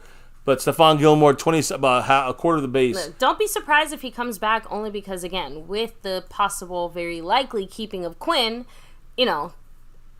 I could see him, kind of fighting for Gilmore a little bit and saying, hey, yeah, let's keep him. Yeah, but again, I think you got to... Hankins not on this list. So he's not a known guy. Nobody cares about that. But Hankins has got to be on this list. Dorrance Armstrong is on this list. No way Dorrance Armstrong coming back. 9% of the fans said that. And Pollard, they said 2% said Pollard. But I believe, take out Pollard, Take out Armstrong. And Gilmore, I would take him out too. And be honest, honestly, I think Tyron Smith, I think he's the guy we got to focus on. Yes, on a cheaper deal. He'll get us a cheaper deal because he's old and not 100%. Hankins, a major guy inside. We're going to have to stock up on just more than Hankins. Trust me. CJ Goodwin for special teams. Trent Zeke for special teams. Rico Dowdle for running back depth. We have nobody. Those are the 5 guys I'd say. So there's a lot of different names you can throw out there. But there's a guy out there floating around on running back. You might have seen our video today. Former Titans running back Derrick Henry has already started his offseason training. He's a free agent now. A lot of people say, come to Dallas, come to Dallas. I'm not one of those people. But he's working in Dallas right now. He's working with Dr. Ashley Reichert, a personal trainer. He's a doctor in Sanders Fit. It's in Dallas, Texas. Henry is a free agent and will be looking to bring that, King Henry crown to another NFL team. Again, Derrick Henry often trains. Keep this in mind. Henry often trains in the Dallas-Fort Worth area in the offseason. So it's not like he's going to play in Dallas because he's working out in Dallas. But he is an option people talk about. If running back numbers drop, maybe he's affordable right now. Pollard's a $6.6 million is what Pollard's numbers look like. It also depends how much you believe some of the, again, rumors, because that's exactly what they are as of now, right? Some of the rumors that the Cowboys are, going to move in a different direction when it comes to the money they've been spending at running back, right? That they're going to try to go a little cheaper this year and that's what we've been hearing. Some of that capital in a different direction. We're going to be more creative about it, so I don't think Henry's an option. That's just me. And that's what I was trying to get at. How low does that Derrick Henry price have to go before the Cowboys are willing to say, yeah, that's cheap enough for me? How low? Because he's obviously impactful. No one denies that. But anyway, Marco Sepio, his $2 holler, saying Hankins, Gilmore, LS. Let me see. Long snapper? Oh, yeah. The long snapper, Biadish if he's cheap, but most are hyped. So, hey, I'm with you. Look, I don't have to pick 5, but remember, some of those players there, the whole point is that it's not even about being hyped or not. Like, we know CJ Goodwin's not going to come on here and start catching passes. Right, we know what his job is going to be. We're not looking for the biggest names. That's why long snapper, CJ Goodwin, Hankins, Tyron Smith, and I think what was the other name he said? Because you know what? The thing about Gilmore, to me about Gilmore, is that if you don't go after a cornerback in any other way, you bring Gilmore. Then he becomes a priority, right? In that sense. Yeah. Mark dropped another 5 on it. He's fully loaded. What did the man say? And baby, by the way, he's like 25 away from the first place spot of Mr. JD from DC. What did Mark have to say? He said, the problem is we have so many players that were 2nd and 3rd round busts. And now if we release Armstrong, who replaces him? Sam? Fuck me till I cry. Well, Sam Williams, I'm hoping he will. But yeah, he's very touchy on that stuff. He makes dumb mistakes. I can't trust Sam Williams yet. So I hear you. Maybe draft another guy. Maybe bring in another low rent guy. Maybe Chauncey Golston. I don't know. I'm just trying to throw out names. You flip it over to the other side, by the way, Mark. Thank you for the drop. And again, like I said, he's getting close to that top, to the leader. The top of the leaderboard right now, still in 2nd. But keeping in tune, baby, what you're saying about offensive linemen. Mm-hmm. Here's an example. This is a little thing here. We just signed Terrence Steele, right, to a couple-year deal coming off this injury. Go to the Lions, who are in the playoffs, of course. Offensive tackle Penei Sewell, number 58. He had 1,178 snaps. That's the most in the NFL than anybody. Terrence Steele is 2nd in the NFL with the most snaps. 1,177 snaps. Mm-hmm. That is 99.41% of the offensive play time for Terrence Steele. And you got to remember, 2nd in the league with that many snaps. Over 99% play time. That's a guy who's returning from a torn ACL of December 2022. So even though Terrence Steele did not have a good year, you got to give it to him for lasting the year and holding up. And that's where you have to take into consideration like what else is going on, because like you said, by any metric or measure, that is a pretty kind of a lackluster, slightly subpar year, you could say. Maybe a little more than that, right? But when you take into account his injuries, I mean, that makes his subpar year, makes him look almost like a freaking Pro Bowler. And obviously I'm exaggerating a bit, but I'm exaggerating a little bit there. But I think my point still stands. I think it's more about the fact that you're getting a guy in Terrence Steele, hopefully can rebound, but also Exactly. we know he lasted a whole year with that torn ACL. So so that's so good at news least when it comes forward. to the longevity, physical Health-wise, injury concerns, that seems to be Literally. somewhat alleviated, right? We're feeling a bit. lot better after seeing him, like you said, play pretty much every snap the entire season. I just got to see him. He has to get better because he definitely didn't have it, though, this year, for sure, even though he had to play that spot for us the whole year without any real, second. There was nobody to back him up to really go in there and take his job. But let's go back to what Mark said. Tyler Biadasz, if he's cheap enough, right? So should the Cowboys re-sign Biadasz? Right now, his projected value, Mark, I want to know what he thinks. Projected value for the free agent contract of center Tyler Biadasz, 3 years, $7 million per year. So you're looking at 3 years, $21 million deal. Similar to Connor McGovern, he got 3 years, $24 million with Buffalo. So he's getting Connor McGovern kind of prices. At center, connection with Dak, the other offensive lineman, is he worth it to keep? Or there's other offensive linemen in this draft you can pick up and probably going to be much better than him. So that's a question that lays at hand. And why do I say this? Let's get it. Hey, I want Mark's input. I want everyone's input. But the drafting situation, I have draft in my title, but it's a lot of things going on, guys. A lot of players going on right now in the Shrine Bowl. A lot of players to look at. If you check out some of our shorts that we uploaded, you see some guys that may be of interest, may pique interest, and a lot of these guys are offensive linemen. So here's the thing. I know, baby, I did this for you. Like I said, we have a type, obviously. I did this for you, baby, because I know that you say there's a lack of offensive lineman talent. Well, in this draft, there is not. Let me start with this. Okay, listen, first a couple different guys. Wisconsin center Tanner Bortolini. He has, again, he's not going to be a first rounder, but if you want to take a chance with him later on, he's going to be in the Senior Bowl next week. Keep an eye on him. All right, Bortolini. He's very experienced. He has over 1,900 snaps, almost 2,000 snaps in his college career.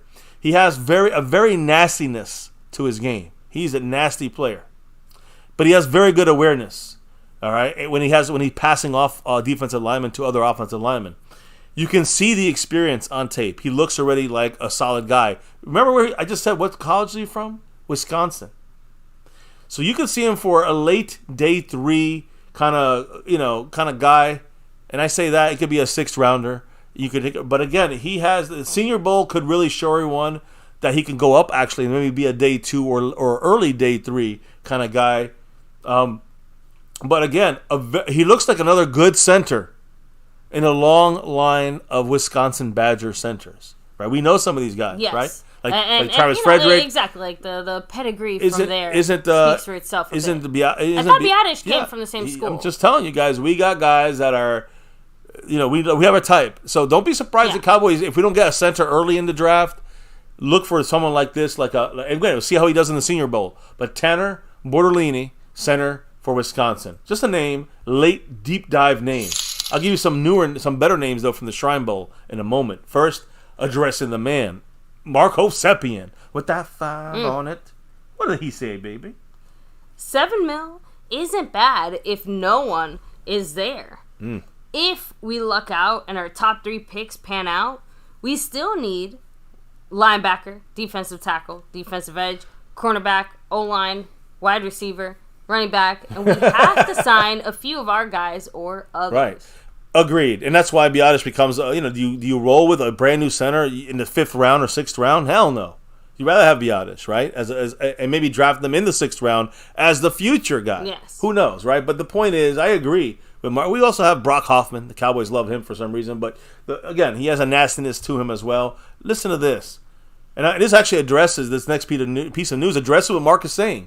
Other players in other positions that we still need. So listen to this, baby, because I did post some interesting footage as well up there. Yeah. But Shrine Bowl, all right, the practices are going, and guess where the Shrine Bowl is taking place in? The Star in Frisco. Oh. Yeah, we were there. Ford Field, guys. So plenty of future draft picks in this group of players at the Shrine Bowl. This may be, the best cornerback group that you've seen. It's going to be in this Senior Bowl coming up. Some of these guys also in the Shrine Bowl. Listen to these names, all right? And I'm not even familiar with all these guys. I looked a little bit into them, and we have a lot of good corners in this draft. Quinyon Mitchell, Kalen King, Enos Rackenstraw Jr., Josh Newton, Kalen Carson. These guys, you'll see all these guys at the Senior Bowl. What about from the Shrine Bowl? And I like what I saw, in the first day of practices today from TCU. He's a safety, corner. He's a defensive back type of guy. Mark Perry from TCU. He's 6 feet, 213 pounds. He's a versatile defender, could play corner or safety. So I call him a defensive back. He has very good eyes, very good instincts, natural instincts. And guess what else? He's already met with the Giants, the Bears, the Panthers, the Texans, the Colts, and the Cowboys. So he has met with the Cowboys. The Cowboys like what they've seen from Mark Perry, a verified 6 foot flat, 213-pound, versatile cornerback, defensive back, safety type of guy. What do you guys think on that? I'm kind of going to watch this guy in this Shrine Bowl and see how he does. That's at the cornerback position. But again, like I said, Senior Bowl, even here, there's going to be a lot of good cornerbacks in this draft, Mark. So I think we're going to address that in the first or second round. In my opinion, I think at least in the early, day 1 or 2, let's say first 3 rounds, I think a cornerback is coming to Dallas. And it's going to be a guy that we may have to, maybe use to replace the Gilmore situation. Yeah.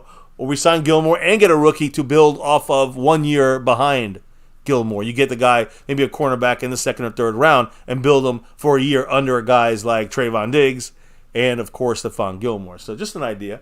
Back to the offensive line. And I talked about this guy, maybe. We talked about the center in the 5th or 6th round with Wisconsin, Bordellini.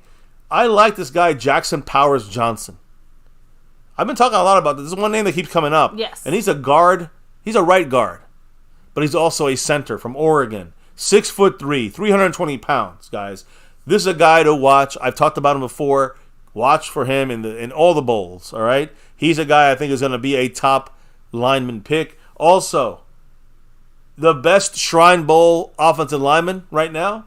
And I have the video footage up, guys. This guy's a nasty player. He plays hard. He plays strong. Boston College offensive guard Christian Mahogany. He's one of the top prospects at this Shrine Bowl coming up. And it's every practice right now. It's showing up in practices at the Shrine Bowl, at Ford Field right now. He has power, Mahogany. He's consistently controlling and moving guys in all the drills. So I like this Christian Mahogany from Boston College. He's an offensive guard, interior player. Just saying. There's options there. Another guard, Zach Martin. He can play center as well. I'm sorry, he can't play center. That's Jackson Powers Johnson. But Mahogany's a guy who plays guard. Can eventually maybe move into that left guard spot and maybe have Tyler Smith jump to the left tackle in the future. Just some options you have there with offensive linemen that are at the Shrine Bowl. Overall, guys, day 1 of the Shrine Bowl, the practices, Christian Mahogany by far easily the top offensive lineman in attendance. All right? A lot of power. Malik Washington, guys, I posted a video of him. He is from University of Virginia. Quick twitch, shows up on film. He also made a diving catch, the catch of the day. Go and watch the video on him. Also, receiver Tulu Griffin from Mississippi State. He is running. It looks like when he goes to Indianapolis for the combine, under 4.3 in the 40 for him. Look for that. Garrett Greenfield, another offensive lineman, offensive tackle, South Dakota State University. Again, battling hard day 1. He's a day 3, flyer, as far as offensive lineman. A day 3 guy like Borrellini may be, right? You got defensive back Quantrez Stiggers, and he's from the CFL, Canadian Football League, displayed one of the most fluid change of movement coverages, right, in the defensive backs group. And linebacker Darius Massal from UCLA, he's ready for it. I think he's going to have a big week in practices in this Shrine Bowl. Defensive tackle. You want to talk a defensive tackle? Christian Boyd, UNI. He turned some heads with explosion and get off, both in the run game and one-on-ones. Remember, guys, we don't have a run. The get off we get from Mozzie Smith is fucking shit. This guy has get off. He has explosion. But again, these are just guys who we pick later in the draft. Quarterback even in the mix. Jordan Travis from FSU, not participating this week. He has a broken leg. But he was in on every drill, remained mentally active, taking mental reps. You know how that goes, right? So, anyways, that's the rundown of day 1 of the Shrine Bowl. Now, we're going to finish with the MICAH Parsons talk. Yeah. I got to take a breather here, and I want to do some shout-outs and some comments in the chat, maybe. Well, since you're taking a breather, time to take a quick little 30-second NCF commercial break, guys. Don't forget to take a second to hit like, subscribe, hit that notification bell. You guys can follow us on all social media, of course, at MyCowboysFamily. Hop in the Discord. Link is in the description box down below. And an extra special shout out, of course, to everybody here chilling, hanging with us. Yeah, by the way, I also want to. I never said this earlier. I did say it earlier, right? Star level membership. Yeah. If you're in the star level or over everything, you're in this raffle tomorrow. Happening right here, Sewn and Stitch jersey. Good luck to all. Also, big shout out to the sponsor of the week, Mark Hosepian, who's also got 100 points on the Stream Boss, and also in second place, getting closer and closer. First place on the overall board. Also, shout outs to Jason Renfro, the Cash App King. The king of the Cash App. Right now, the queen is coming for that crown. Marissa Sparkle in the lead. And don't look any farther than JD from DC on the overall board. I'm sorry, not the overall. On the overall board, he is the leader right now. A little bit ahead of Marco Seppian, but he's also the gifting membership king and the leader on that board right now over Jason Renfro and Stormy. When it comes to gifting memberships, much love to JD representing that star in enemy territory in DC. Go Cowboys. Everybody in the house. Can't do this without you guys' love and support. Your drops of comments in the house, in the chat, and the drops of love from above. So, baby, any quick comments here before we finish up with the MICAH Parsons discussion? Dylan Tick saying, I'm saying it right now. 24, we're going O-line pick. Dallas has consistently knocked them out of the park with the first round. We don't miss with first. Pick. With offensive linemen in the first round, Will McClay's a genius. Yeah. Not just that, but think of this past draft and Mozzie. And heading into things knowing that his impact was probably not going to be felt or seen as directly, right? With O-line, I mean, guys, let's be real. Like, you know, give him a preseason game or two to maybe get used to it. But after that, like, you know, you're on your own, buddy. Here you go, folks. So, now real quick, do want to shout out here. Marco Seppian dropped another. $5 on it. $5 holler. He's on the brink. Go ahead. He said, if Gilmore and Biadish sign decent contracts, we can nab best available for us, you know, top 3 picks. Last year's draft killed us, along with all the high pick misses. Yeah, I mean, I can't argue with that comment there. The misses with, you know, there was a guy, Bergeron, who I've been talking about from Syracuse, and the Cowboys were discussing between him and Mozzie. And Will McClay went with Mozzie. Now, I think Bergeron, he played every snap this year, you know, in the NFL. So he obviously pans out. Mozzie, no impact. So I don't know how much impact Bergeron would have had with our team this year. Obviously, without Tyron Smith, though, we would have had some impact. He would have to play, and he obviously played well enough to play in, you know, in every game this year. So, yeah, we made some big misses in the first round, the second round. For year one on these rookie contracts, we'll see how they do year 2. Maybe they can do things like Tolbert did, you know. But in the end, yeah, there's some misses going on there, and it's felt, and we're feeling it, and we're gonna feel it now and the future. So, Jared Jones, by the way, cracking me up. He said, I trusted Will McClay to draft very good last draft. I was too busy getting high with bath salts. Oh, Jerry, always getting high. I mean, it just reminds me of old Jerry. The inside picture we have here from Jared Jones. I mean, you remember what it looks like, right? The Jared? Of course. Yeah, he's got the red eyes and everything. He's ready to roll. Yeah, he's ready to roll. Yeah, he's got the bath salt eyes. Yeah, it looks like he rolled before he came on here. So we're gonna talk about Mr. MICAH Parsons here, baby. And MICAH Parsons, I don't understand it, but there's a lot of anger getting displayed at MICAH. And listen, I know there's some issues going on with MICAH Parsons. I don't like some of the things when he's on his podcast. I don't like that. I don't think he should be doing that all the time. I agree. But I also know that the guy is one of the hardest workers in the NFL. The guy is one of the biggest, most difficult guys to defend against, and if you're an offense. And he changes the way your offense has to play. You might have to change your entire offense. Your whole entire offensive kind of strategy when you go up against MICAH, no matter what team he's on. So, MICAH Parsons, guys, again, if you remember, it's been big, now it's the last couple of days or so, there's been a lot of controversy going on. Started really by Jesse Holley. You guys know Jesse Holley, former Cowboy receiver. But again, I'm just going to say it this way. He kind of, I'm getting this quote from him where he talks about MICAH Parsons. And he said this, quote, I think MICAH is the most selfish player on this team. MICAH wants to be great for MICAH's sake. If the team's success is a byproduct of that greatness, then cool. But I don't think that is MICAH's focus, end quote. And I think that is stupid. I think that's one of the dumbest things I've heard about MICAH. I do not believe MICAH is about MICAH only. I think MICAH is all about the team. I'm not going to shit on other content creators out there.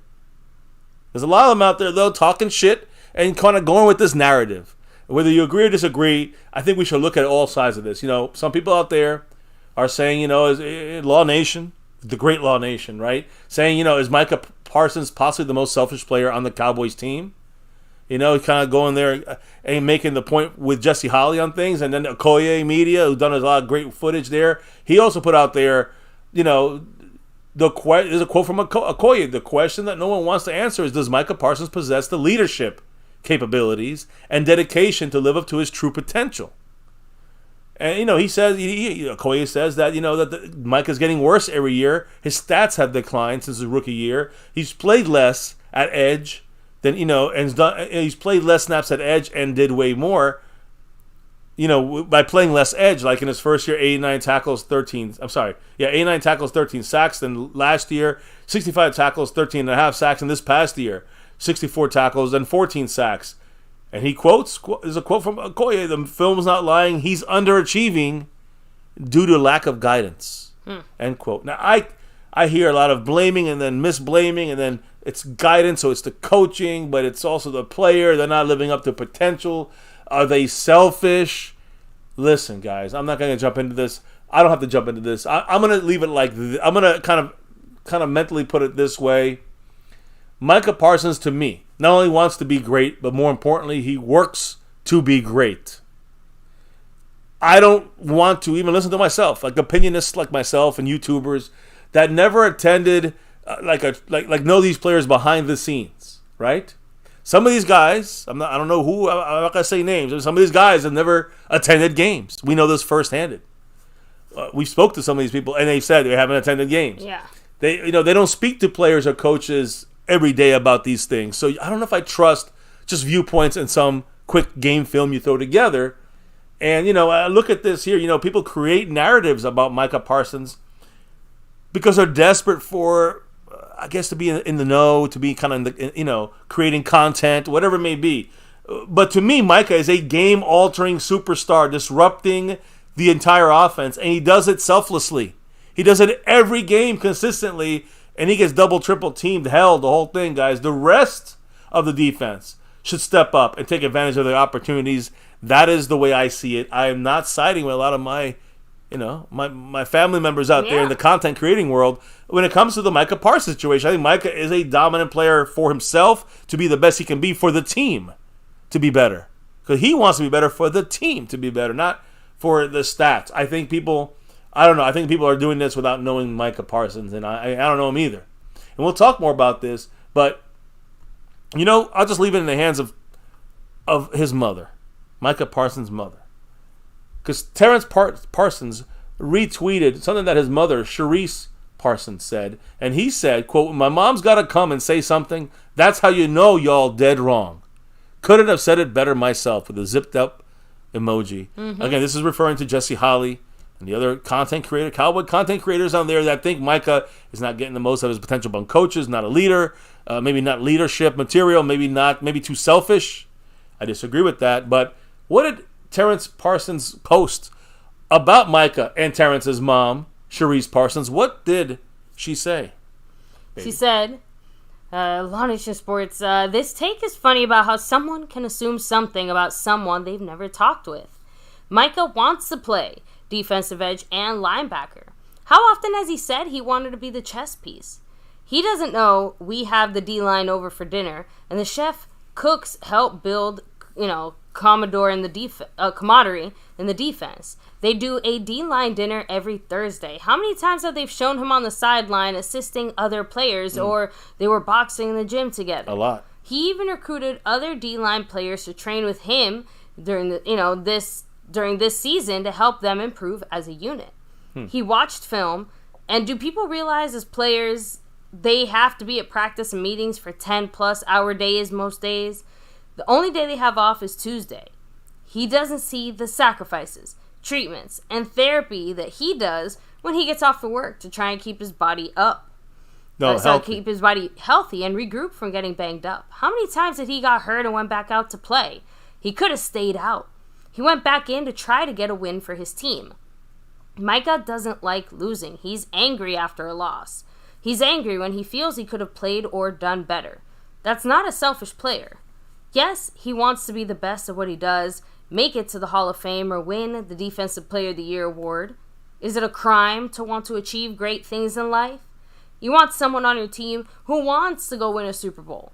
He's manifesting, speaking about all the time that he desired as a Cowboy. So, Jesse, before you talk badly about someone, sit down with them and ask those questions before you assume.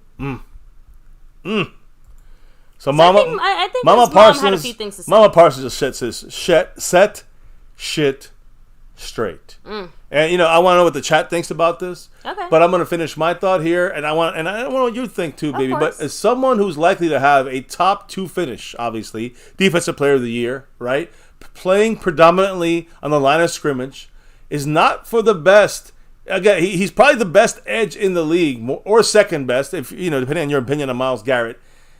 And that's the thing. A lot of people are discounting the enormous impact MICAH Parsons has on every play of every game, just because the overall defensive results did not fit the narrative that each person's trying to speak on, or fit the expectations that we should have had from this defense. Is that all on MICAH Parsons? Fix the things that need fixing, not the one single most impactful non-quarterback in the league, which is MICAH Parsons. Again, when I see MICAH Parsons do what he does, he is impactful beyond words. This would be like getting pissed off at Zach Martin because the offensive line is not playing well, because he had to slide out to tackle full-time given Steele's struggles and Tyron Smith's issues, right? So this is like blaming your offensive line, blaming Zach Martin because of the offensive line issues. How about fixing the actual issues rather than blaming the best player for everything? I don't understand why Cowboy fans are doing it. Some creators, some people, some narratives are getting started off. It just sounds like you're creating content, literally making like trying to create to create. It demeans, to be honest, guys like MICAH who bust ass every day to be the best they can be, in turn making their team the best they can be. So again, these narratives about MICAH to get views and clicks, count me out of that shit, guys. I'm not in on that side of things. Just the way it's going to be. I'll talk about defense more in a minute. What is the chat saying about all this, baby? Because I put up my 2 cents, and I'll discuss with anybody out there they want to discuss this with. I will discuss it with them, but I'm not here to look for clicks and stuff like that. I'm here to just focus on what I know I've seen from MICAH Parsons. Well, that's dominance in preparation. Hey, we have a variety of opinions. Let's hear it. Let's hear it. I'm ready. Dustin Roberts said, "What defensive player would you trade for Parsons?" None. Exactly. None. 0. I reset my case. Parsons needs his teammates to do their job. The players got to step up around him. He's a leader, and again, he's in his 3rd year. He just finished his 3rd year, so he's becoming more and more of a leader every year. I mean, Zach Martin, I haven't heard him shout out being a leader till this year. Right. And he's in the league for fucking 10 years. So MICAH will get there. My point is that MICAH's a leader in many different ways. He's not selfish in any way, in my opinion. And just because he tries harder than anybody else, that makes him selfish? Fuck that shit, man. I'm sorry. I disagree with those guys saying those things. Jesse Holly and all the rest. So, by the way, 808 Cowboy 77 said, "In my opinion, Holly and Okoye were speaking truth in some areas." Right? He said, "I want MICAH at linebacker 70% of the time so he can rush and also shoot gaps to help stop the run." I don't care where you put him. I'm going to talk about that a little bit today in the scheme stuff from Quinn. But I don't care what you call him. I don't care if you call 70% linebacker, as long as he's on the line of scrimmage somewhere. You can have him there at linebacker as long as he moves up and gets ready to pressure some part of that defensive line. With the defensive line, you got to send him into the A gap or B gap. That's what I'm saying. Yeah, you can use him a little bit more at linebacker. You got to still use him on the line of scrimmage. So I don't care if you call him an edge or a linebacker that blitzes. I just want him on the line of scrimmage in some way, shape, form, or fashion. That's it. I'm not talking about, I don't care what you call. I call him hybrid. I call him an edge and a linebacker, and he can rush, but I need him a pressure player. Like Jerry Jones said, I need him to be getting the most out of this defense to help them the most. How do you do that? Not playing linebacker and dropping back in coverage. That's actually, the most way he helps out at linebacker is in coverage. So as that linebacker, quote unquote, true linebacker spot, you put him at linebacker and get him as a forward playing player, which is what I've been saying since day one. He becomes impactful, much more impactful than just linebacker and dropping screens and dropping in coverage. No, when you have him going forward attacking, that's when he's the most menacing. From linebacker or edge, I don't give a fuck. Just bring him in at the quarterback, at the running back, and breaking up the offensive scheme, the offensive line, the offensive strategy. He disrupts it. You don't sit him there and drop him back in coverage 70% of the time as a linebacker. You have him back there and then attacking forward. If you put him at linebacker, you don't have him sitting there in coverage. Yeah, 5 plays in a game. You don't want him. Again, Quinn had him dropping back in coverage off a defensive edge on 3rd down and long. That's a dumb play by Quinn. Bad management by Quinn there. Not on MICAH Parsons. It's not MICAH Parsons' fault. Anyways, Jason in the house. That's Red right. men are in the house. Back-to-back drops. $2 hollers each. $1 each, I guess I would say, for a total of 2. Red men are. Jason Renfro, what do they say, baby? Go Cowboys. Oh, yeah. And go Go Cowboys. Cowboys. So thank you both. I appreciate you, of course, dropping the love and showing the love there, Jason, as well as, of course, Red Man R. So let me go ahead and kind of keep on hitting the chat up on some of these specific. Yeah, I want to hear about the MICAH stuff. Yeah. Comments, right? Delutic saying again, I will repeat, MICAH and his agent will mind if you call him an edge or a linebacker. So well, again, MICAH had talked about this. He don't care what you put him, what you call him. He's going to try to be the best player he's going to be. That's what he said after his brother said those comments last week about he wants to be played all over the place. I'm just saying, we know about the money situation, linebacker / defensive edge rusher, and how much you got to pay. We know that the Joneses are going to do whatever they can to keep him a linebacker by definition, right? By label. But I believe he's an edge rusher in the sense of he's an attacker of the quarterback. He pass rushes. That's what he does best. And I think that's what he should be paid as.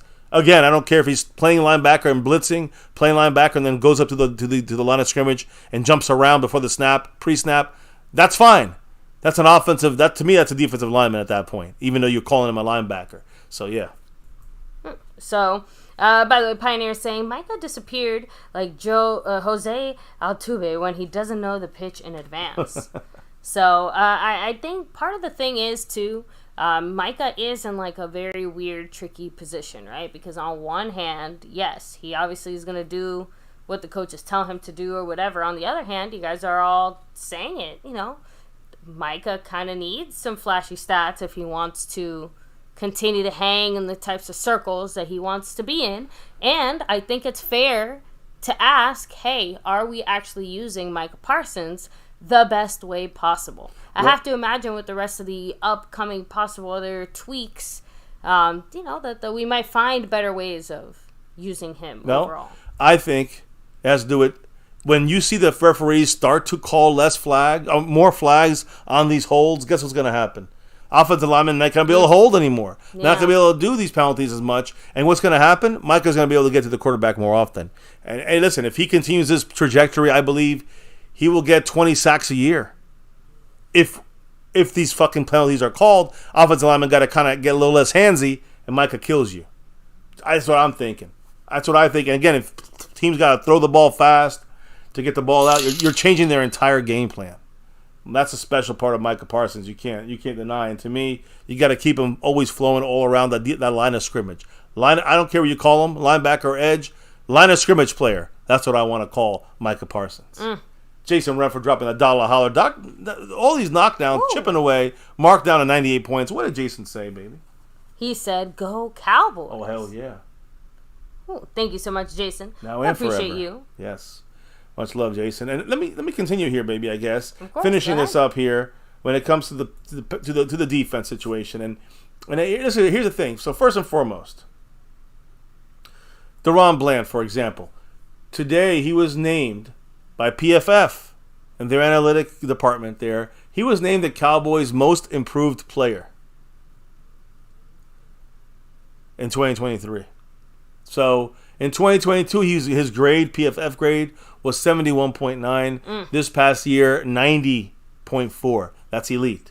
So They said that he improved astronomically compared to his 2022 rookie campaign and even becoming the Defensive Player of the Year candidate, setting NFL record with 5 pick sixes and, of course, second highest PFF overall grade among all cornerbacks. So, again, as you're seeing his big, again, a great year for Deron Bland. But in this defense, people are saying, should we go 3-4 so we can utilize Micah better? Or should we go 4-3 and kind of use him as our fifth blitzer, as a linebacker, or as one of the 4 down linemen? So this debate has been happening, guys, since the beginning of Cowboys Twitter. Let's be honest here. But it's pointless because there's no more really 3-4 defense or 4-3 defense as a base. Let's be honest here. Again, when you have someone like MICAH Parsons, he stretches, he kind of blurs the line on if you need a 3-4 or 4-3 defense. He can play both. He can play the outside linebacker as your 4th or 5th blitzing linebacker, right? He can also play as your 4th down lineman, edge rusher in a 4-3. So again, MICAH Parsons is one of those guys who's a 4-3 defensive edge or a 3-4 outside linebacker who's a pass rusher. Jason Rem for another dollar holler drop. What did he say? He said, "Go Cowboys." Cowboys. Thank you again, Jason. Yeah. I appreciate you. Much love. 97 points. And Osa Odigizua from Marco Sempian. So again, that's what people are saying out there now to try to maximize Micah, whatever it is. Listen, what's more important is matching personnel. Matching personnel. If the offense is in 12 personnel, the defense has to match with base defense. So again, kind of like the fronts that are over fronts or under fronts, tight or bare fronts. You got to have a bigger lineup for those situations, right? When a team comes out with 2 tight ends and a running back. The Cowboys should switch to a 3-4. That doesn't solve anything. You guys feel me? It doesn't solve anything when it comes to what you're going to assign Micah, the linebacker definite position. That's not resolving anything but Jerry Jones's cap hit. Yeah, and I can't remember who was it said. I think it was Delutic. Micah does feel some type of way about being called, a linebacker versus defensive edge versus whatever the heck it is. And again, we all know that part of the reasons for that are contractual. Just throwing that out there. Yeah, we know it's what they get paid. A $10 million difference at edge compared to linebacker. That's the linebacker get $10 million less. So here's the thing, guys. But when you look at the way the Cowboys set up their defense, whether it's Quinn or whoever comes next, it doesn't even matter about 3-4, 4-3 base because all defenses are rarely in base defense. And I say base defense, I mean 3-4 or 4-3. You know why? Because most defenses play nickel and dime defense now. 6 defensive backs, some hybrid safeties in that mix. You play them down as linebackers. That's what we did. A lot of dime, especially against the Packers. A lot of nickel. Most teams have nickel defenses as their base. Whether you go like us, heavy nickel, 3 safeties, 2 corners, or just your regular nickel, 3 corners, 2 safeties. Either way, most teams' base is the nickel defense. Pretty simple, guys. So, again, but that's not even the point in this whole situation. Example, Bobby Wagner. He had this last year. He played 1,170 snaps. This is an old man, Bobby Wagner. I've been asking to get this guy for 2 years for Dan Quinn, and the Cowboys do their due diligence and just skip him. This guy's leading the league in tackles still. And listen to this. His play time was 98.4% of the time. You rely on this linebacker like Bobby Wagner on the field. That's what you don't get with LVE. You don't get that with some of these other guys who are a little smaller. Bobby Wagner, he would have been a great pickup 2 years ago, which he was a free agent, and the Cowboys let him go. They let him go right by us, and we didn't pick him up. And I think he would have helped our linebacking core here a lot more. We would not be talking about Micah at linebacker if we had someone like Bobby Wagner at linebacker, a dependable guy. So given our linebacker issues, you can understand why a large portion of the fan base is fixated right now on 2 teams in the NFL championship games. The Niners and the Ravens. They're linebackers. They're elite linebackers, right? But you cannot ignore the wealth of talent that surrounds these linebackers, especially on the defensive interior line. That's what we're missing, guys. So San Francisco has probably the most talented defensive line in the league with Bosa, with Chase Young, Armstead, Hargrave, Kinlaw, Joseph Day, and even Randy Gregory in the mix, right? Baltimore is not far behind. They got Pierce, Madubuki. Don't forget Brett Urban. He's on their list inside there. An excellent run-stopping front. Both these teams have very good run stoppers. Even Clowney has been playing out of his mind for the Ravens. Owa is a very athletic, pass rusher, defensive lineman. Van Noy is a very solid veteran. Plus, they throw in there McDonald. He's the best defensive coordinator in the league right now. Mike McDonald. Remember, he's getting looked at to go to Seattle over Quinn. So you can't forget these interior guys on San Francisco and Baltimore. When you start loving guys like Fred Warner or Greenlaw for the Niners or Smith, Roquan Smith, or Patrick Queen from the Ravens. When you talk about these guys, you got to talk about the guys in front of them. They're fantastic. The interior guys they got in front of them, defensive lines for the Niners and the Ravens. That's why their linebackers look so fucking good. They're good. They're great linebackers. That's why they look so much better. Because of the defensive front line they got both the Niners and the Ravens have to help their linebackers. That's what happens when you have solid depth rotation pieces in the defensive line. Yeah. Yeah, I mean, but that's the thing. They have multiple guys in their lines that are very good at run stopping.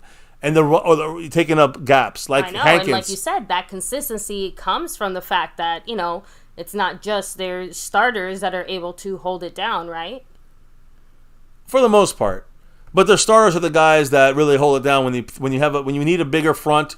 Their starters are the ones. Like the Ravens, all three guys play the 3-4. They play all three of them. When there's a run play coming, they don't let no one get. The linebackers play clean. They play free. No one touches them. Because the Ravens saying agree. We're missing interior girth and good, linebackers. Why don't we address it so? Agree. Micah Parsons would not help our linebackers that as much as you guys think it would.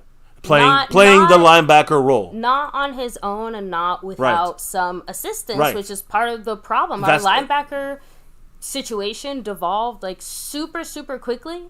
And a lot of that happened. I'm just saying, it started in the preseason with DeMar being overshown, and it basically just went downhill from there in the sense of we did have some depth. We did have some plans. We had some intentions. We can't really say how it would have looked. But they're all undersized. They are. They're not right for this. They're made for speed. They're not made for this interior position, which Bobby Wagner would have worked out for, which is great. But the bigger issue is we want the speed. You got to work on the defensive front. Yeah. And the Cowboys have Mozzie Smith, who's failed us. Hankins can't do it all his own the whole year. So we got to get more. We got to beef up on the deep interior, and you'll see how much better our linebackers will be. That's all. So remember, before you start sucking off Fred Warner and Derek and Greenlaw and Roquan Smith and Patrick Queen, look at their interior front they got, right? These linebackers are good, but they couldn't be good without good interior defensive linemen keeping them unblocked. Baltimore has Justin Madubuki. San Francisco has Hargrave and Armstead. Kansas City has Chris. I'll go to Kansas City. They got Chris Jones. The Lions have Alim McNeil, who's a guy I really wanted to pick up during that draft. Linebackers are nothing without the big guys up front.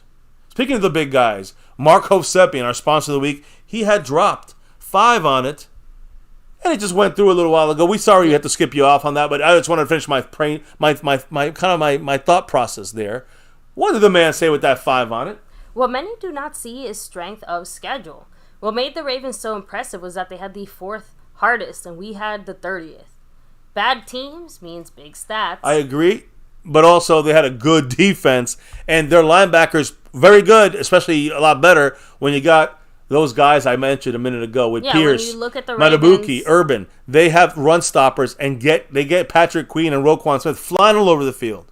We need that interior to let our linebackers fly around the field, and Micah can stay at edge and float around left and right side and over the center. I don't care which gap he's going. Just set him at the line of scrimmage, and you have to call him whatever you want to call him. I don't even give a damn at this point. Anyways, yeah. But you were going to say something as well, I think, about his comment. I honestly don't remember. Okay, well, and I do want to read the next comment he has here because he dropped another. Oh, it didn't come through on my side. $5 It's going to come through here in a second, but I don't want to. Well, when it comes through, I think he's about to break open into first place on the overall board. Boy. I'll have to double check that. I think he may be passing JD from DC as we speak. What did the man say, baby? As the other 5 on it drops through here in a moment. Mr. MCF, you said exactly what I've been saying. We have one stud, and everyone else is a body. San Francisco has one stud in Bosa, and the other guys aren't studs, but they're really good. Well, here's the thing. And, there it is. There it is. Perfect timing. There's a perfect timing. Here's the thing I want to stress, though, Mark. I'm not even talking about the edge rushers. I'm not talking about Micah or Bosa or the scary edge pass rushing. I'm talking about the interior. That's what I'm talking. It's not about scary. These guys are not scary. Look, Chase Young, he helps, but he ain't that scary right now. You got interior guys in there for the Niners like Javon Hargrave. He's not scary, but he will stop the run. He will take on 2 blockers. Eric Armstead takes on 2 blockers. These guys do an unbelievable job of taking on blockers inside and letting your linebackers roam free. That bigger than being scared of being scary guys. These aren't scary guys. But what I'm trying to say is if you have the right guys, if you got 3 Hankins in the middle there, I guarantee you Damone Clark and Marquise Bell would have played a lot better this year. Guarantee it. And that goes, I'm not saying we should stay with those guys, but instead of LVE, we would have been nice to have Bobby Wagner in there, a reliable guy who would be the interior guy that's stronger and bigger and can take on some of those blocks when it does get through there, right? He would be a better run stopper and more reliable than LVE, a better run stopper than anybody in our team, including Micah, when it comes to the linebacker position. That's why you get a Wagner, and you get interior guys to take the blocks. And let your linebackers play clean and free and fast, including Overshown. He's going to get blocked out of things. He's going to get blocked out if we don't have a defensive tackles to take on the blocks. Overshown will be lost in the sauce and blocked out of plays a lot of the times. So will Marquise Bell and Damone Clark, because if they got to run the show and they don't have any defensive interior guys, we got to have interior guys that are solid and do the job. They don't have to be scary. So that's why I say, guys, Matabuki is a good, solid interior guy. He's not scary. But he's scary when it comes to stopping the run. You know what I mean? Like he's like the way Hankins is scary at helping stop the run. So that's what I mean. Like Hargrave and Armstead, Chris Jones in Kansas City, who's more of an interior guy, but he's a pass rusher type. Aleem McNeil, he's not a superstar. Is he scary? No. But he does the job inside and makes sure he takes on 2 blockers so the linebackers for the Lions can run around and make plays at linebacker, right? So that's the key there, in my opinion. The linebackers are nothing. So you can put Micah back there. He will be nothing without the big guys up front, and that is what we're missing. Now, I'm not talking about the edge rushers. I'm not talking the scary guys at the edge rush. The interior guys stopping the run. That is the biggest issue. We still have a major issue with that. And so how do we fix this? Let's end positively here tonight as we wrap it up on My Cowboys Family. Mm-hmm. The base defense. Does it really matter for the Cowboys? Or should we really be looking about how Dan Quinn is able to match personnel in various situations? If Dan Quinn comes back, he's got to match up better. And I think he needs pieces for his team to be better as well, to do what he wants to do out there. The Cowboys have used both 4-3 defense, a 4-3 defense, and a 3-4 look. And both have been greatly successful under Dan Quinn. The problem is he uses too many times. He uses lighter packages. He uses nickel and dime packages, 5 and 6 defensive backs and corners, against heavier offensive packages like 12 and 13 personnel, and is not adjusting as the defense is getting gashed and bullied and pushed around. That's the problem with Quinn recently. He's got to get better at that. The problem was made greater by not addressing the linebacker position with the real linebackers like a Bobby Wagner. We're addressing it with Damone Clark is good. He needs another top guy in there. LV went down. Damone Clark had to be the guy. Marquise Bell now, undersized. Demarion Overshown, undersized. Safeties like Jaron Curse and Donovan Wilson, undersized. So we didn't replace the linebackers with real linebackers. I'll explain what we need to do in a minute. First, the man Marco Seppian, now in first place on the overall board, drops another 5 on it. Woo. He said. What did he say? Exactly. Tell me, would Fowler, Neville Armstrong, Osa, Williams supplant any of those guys? No. I think that not when it comes to run stopping. Osa maybe in some situations, but Osa, that's the only guy I'd maybe say he can be up there with a couple of those pass rushing types inside. Run stopping, nah. These are run stopping masters. This is the front office fucking up. The front office is not taking it seriously when it comes to, getting the interior guys. We take Mozzie Smith at 330 and take him down to 295 because you want him to pass rush and get a quicker off the line of scrimmage. That is defeating the purpose of Mozzie Smith. It's going to make it's more difficult for the linebackers as well. So that's the killer right there. So, but yeah. Real quick, I did also want to touch on the $5 holo you're about to see here in just a moment. Thank you very much to Bootzilla. Oh. Showing the love here, dropping the love as well. Bootzilla in the house. Man, one of our champions of a couple weeks ago there, I think, of on the one of the guys that made a run at that gifting membership board. Much love to Bootzilla. When that drops through, he'll be tied in 13th place on our board. So, but yes, thank you very much, Bootzilla. Yeah. He dropped the $5 holo saying, "Go Cowboys." Hate that we aren't playing tomorrow. Maybe one day. Yeah. Trust me, I don't even like to think about this football tomorrow. Every season that goes by that we don't, it does feel like another patch of gray hair starts growing, doesn't it, guys? I know about it. I got the proof on my head. But yes, much love, Bootzilla in the house. As soon as it drops, we'll shout you out again. But when it comes to finishing up this conversation of defense, linebacker, scheme, whatever it is, this offseason we need to get real linebackers. Real linebackers in the mix. Like, again, a la Bobby Wagner type. I'm going to leave it at that. We need to get big, earth-moving defensive tackles. Don't take Mozzie and drop him 35 fucking pounds. Which, by the way, I know several of you guys in the chat were also asking, really wish we knew whose decision that was, who was thinking that, and what their mindset was. Let's be real.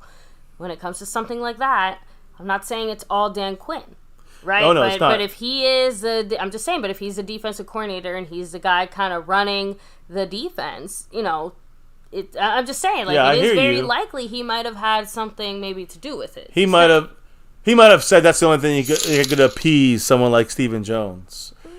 Because they wanted to see more from him as a first-round pick. The pressure is not on Dan Quinn to do that. He's developing him. The pressure is coming from the Joneses.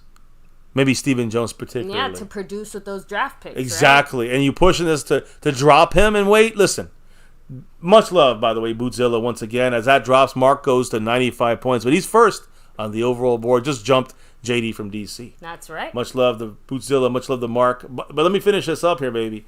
Get real linebackers. Get big defensive tackles. And one of those defensive tackles, not just Jonathan Hankins, but get Mozzie Smith back up to motherfucking 320-plus pounds. Get Mozzie Smith up to weight. Get him off of that 295 shit. And Quinn will have to match personnel with scheme. He's got to do better at that. And again, talked about getting an earth-moving defensive tackle. I'm not talking about Osa. I'm not talking about somebody who's 295 and swift.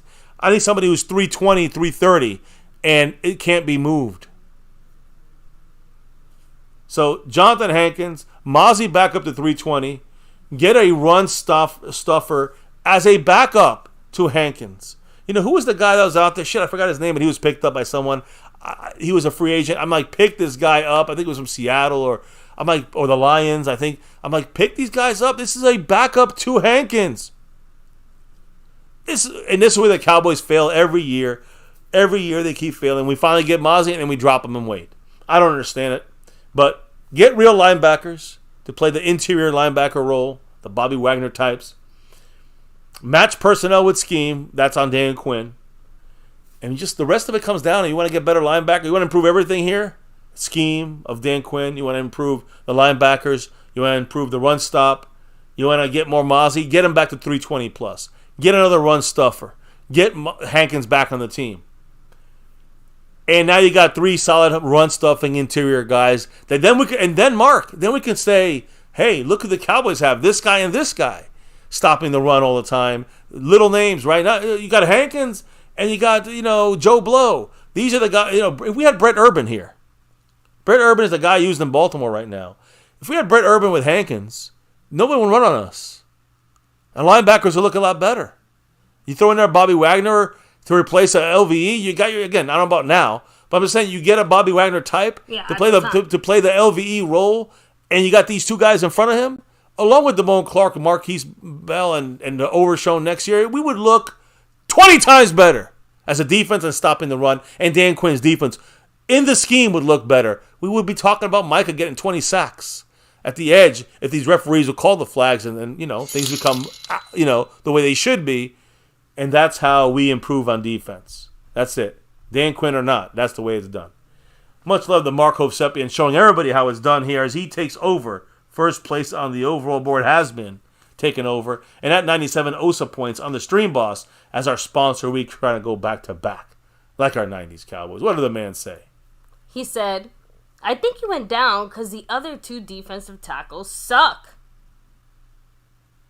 Wait, who? Wait, what? Not sure. He just said, I think he went down because the other 2 defensive tackles suck. Oh, down in weight, maybe? As far as Hank? Maybe he dropped weight because the other 2 tackles suck. Again, Osa had a great year. I'm just saying. Like, right. That's my interpretation there, Mark. Let me know if I got that right. Yeah, Osa had a really good year as a pass rusher, but not as good as a run stopper.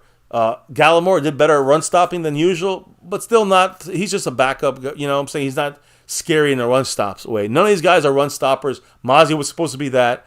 Got off the ball too slow. Instead of working on that, they dropped the weight and trying to make him faster and a pass rusher to play an Osa role.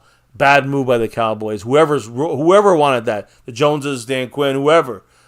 Again, I'd say they should get fired, but we're taking Dan Quinn back, and we know Jerry and Steven ain't never find themselves. So, yeah, I hear you. I feel you on that. But, yeah, I mean, I think the reasoning was the Joneses wanted instant impact, instant notoriety for drafting Mozzie Smith, and they weren't getting it, and they wanted him in there faster, do whatever you need to do to get him. And then next year, we'll get him back to 320, I hope. Mark dropping another one, too, J. Lou. Dollar holler. What did he say, baby? As he's one away from solidifying himself fully loaded on the Stream Boss. If Jerry Jones and company do that, yeah. If my penis grows. Well. And that's the big if right there. The big probably not going to happen. I feel like a lot of things are contingent on that if there, Mark. And when it doesn't happen, when does this not happen, guys? I'm telling you right now, do not be angry. Do not be surprised. This, if the Cowboys not address this, it'll be the same issue next year. I don't care about Micah playing linebacker. It won't matter. He'll get blocked 20 fucking yards back half the time. Sometimes he'll make a great play. Don't get me wrong. Micah's fantastic as a linebacker, but Micah's going to get blocked back because we don't have the defensive nose tackle, 1 tech, 2 tech, 3 tech, 4. We don't have anything in there that can hold it down and make the linebackers play cleaner and freer. If you don't have that, your linebackers can be Superman. It won't fucking matter.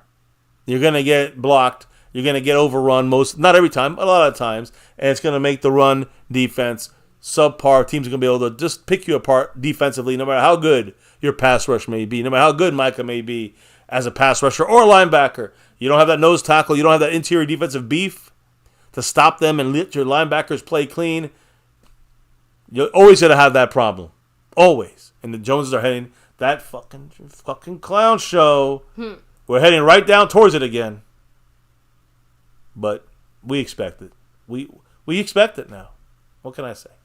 Let's wrap it up, baby. It's a wrap. We got 3 days into one here. Truly with the comment here to wrap this up with perfect. He said, all because the clowns want to say we did it our fucking way. Yep. It's all about ego. Jerry Jones. Yes, the humility is truly coming through here, isn't it? Yeah, we talked about Stephen Jones taking over a bigger role of this, right? He just learned from Jerry. They don't want change. If Jerry Jones wanted it a certain way, he's doing it a certain way. Stephen Jones is keeping it that way. Trust me on that. And the change is minimal. That's the way the Cowboys like it. Just stay competitive. Keep people in the seats by staying competitive. That's all we need. Great to win a Super Bowl, but not a thing we have to have. It feels like the Jerry and Stephen Jones way. Now, seems to be more of a Stephen Jones way, if you know what I mean. So, and Mike Aldana said, take care of your hygiene on your own time. Bootzilla said, there it is, the clown show. Hey, they always rear their ugly heads, unfortunately. Jason Renfro saying it was Bugs, NCF. Bugs. I'm guessing the player you're talking about there? No. So 808 Cowboys said they want to say they won it with their guys. Isaiah Bugs. That's right, from the Lions. Yes, true. Good catch there, Jason. Appreciate that. Mike Aldana saying, imagine if we had Ridgeway with Hankins. I mean, I don't know if Ridgeway is the main guy out there. You know, like you got to blow off doors of things, but I think it's more. I don't know if it's Ridgeway as much as it is getting an Isaiah Bugs, who's not a big name. You don't have to be scary to anybody, but he's scary when he comes to run stopping. we should have had Bugs and Hankins. That would have been special. That would have been, at least, we would have been better stopping the run. Maybe Aaron Jones would have gashed us open so many times, but at the same time, Dan Quinn switched up the defense in a playoff game, and we got thrashed. I don't get it. Great comments, by the way, tonight. Yes. Great comments. Now, I do want to go ahead, and as I, start doing the final kind of shout-outs, good nights, and things like that, we have to give the love, the appreciation, the credit to the people representing on the MCF board, our sponsor of the week and Straight Boss. Fully loaded up there, Marco. Set. One away from fully loaded. He's 99 Oh, that's a 99. My bad. Yeah, he's one away, but he's still rolling. He's basically there. Much love to Marco Seppian, 99 points on the Stream Boss, sponsor of the week. And, yes, took over as the current leader, jumping over JD from DC as, the overall leaderboard guy right now. Tomorrow, if he holds it down, he's slight lead over him by a couple bucks. Though, if he holds it down, he's back-to-back in it as a sponsor of the week. And don't forget the Cash App King. That's the man, Jason Renfro.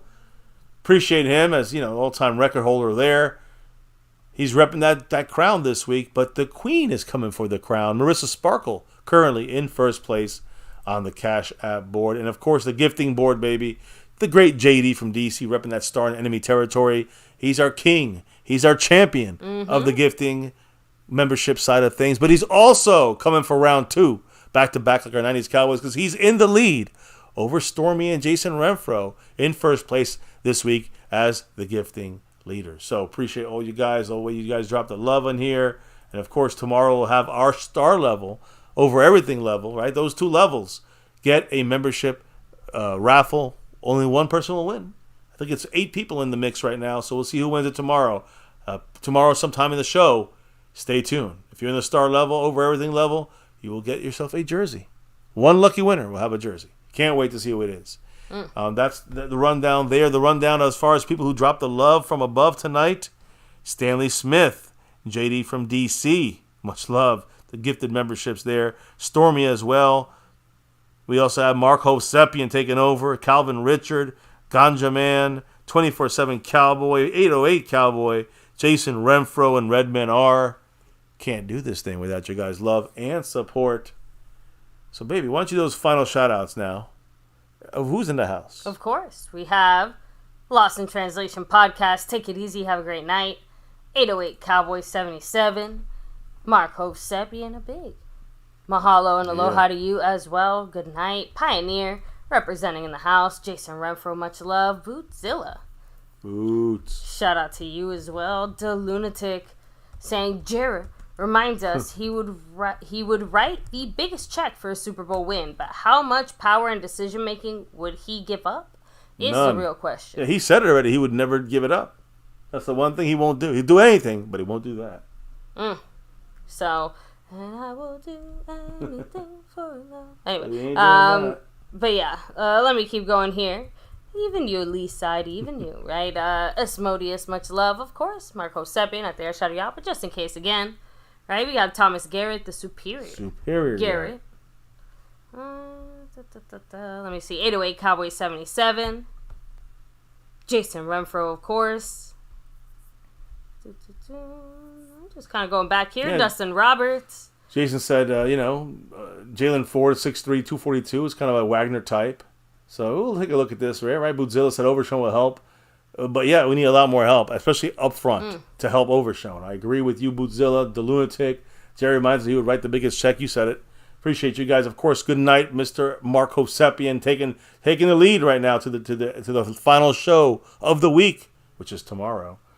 We'll of course talk about tomorrow's show is going to be packed with whatever Cowboy news comes up, right? But it's really going to be about who's going to the Super Bowl. When we go live tomorrow night, we know it's going to be Detroit or the Niners. Hopefully it's Detroit. It's going to be the Chiefs or the Ravens. I'm hoping the Ravens. I hope it's the Ravens-Lions in the Super Bowl. But either way, we'll see. I hope it's not the Niners. Make sure they are out no matter what. Chiefs, I couldn't care less. So, hey, that's tomorrow's thoughts. I think the Niners were the better team. I think the Chiefs are the better team, but I hope the opposite happens. I hope the Lions and the Ravens get it. If only one team can get in there, I hope it's the Lions. So that means the Niners can't.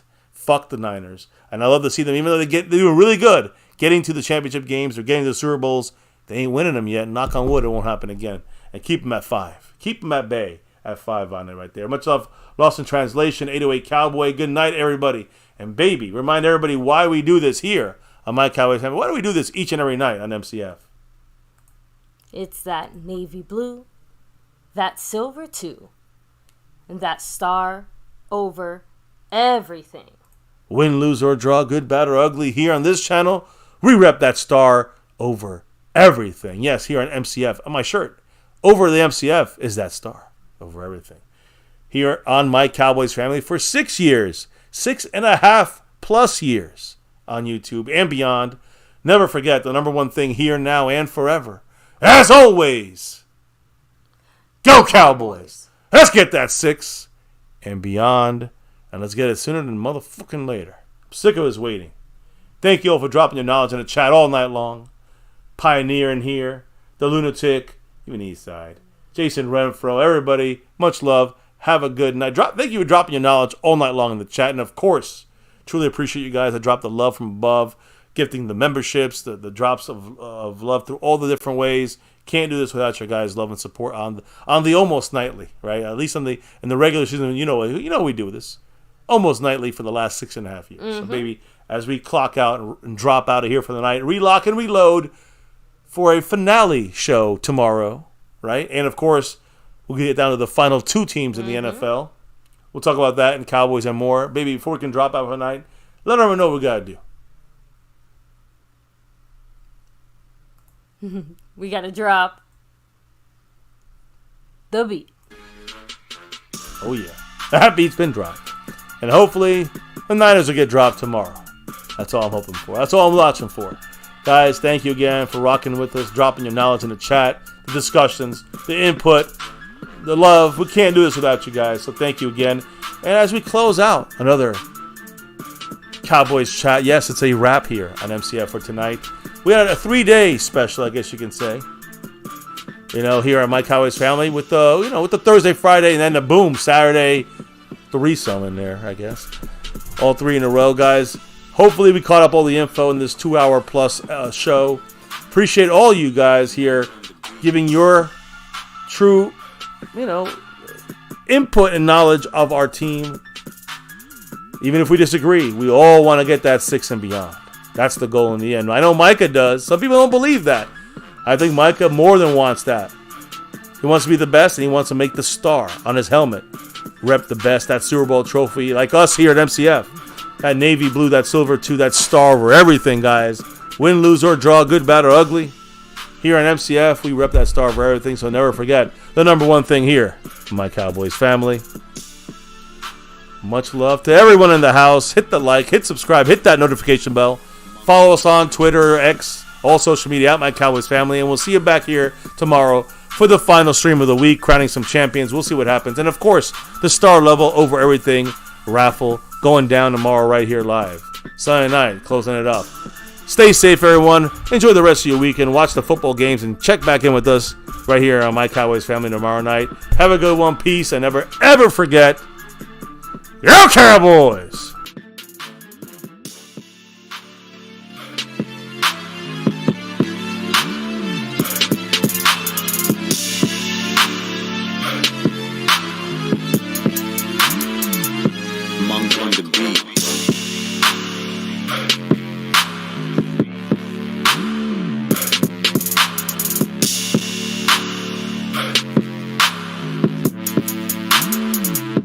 Monk on the beat.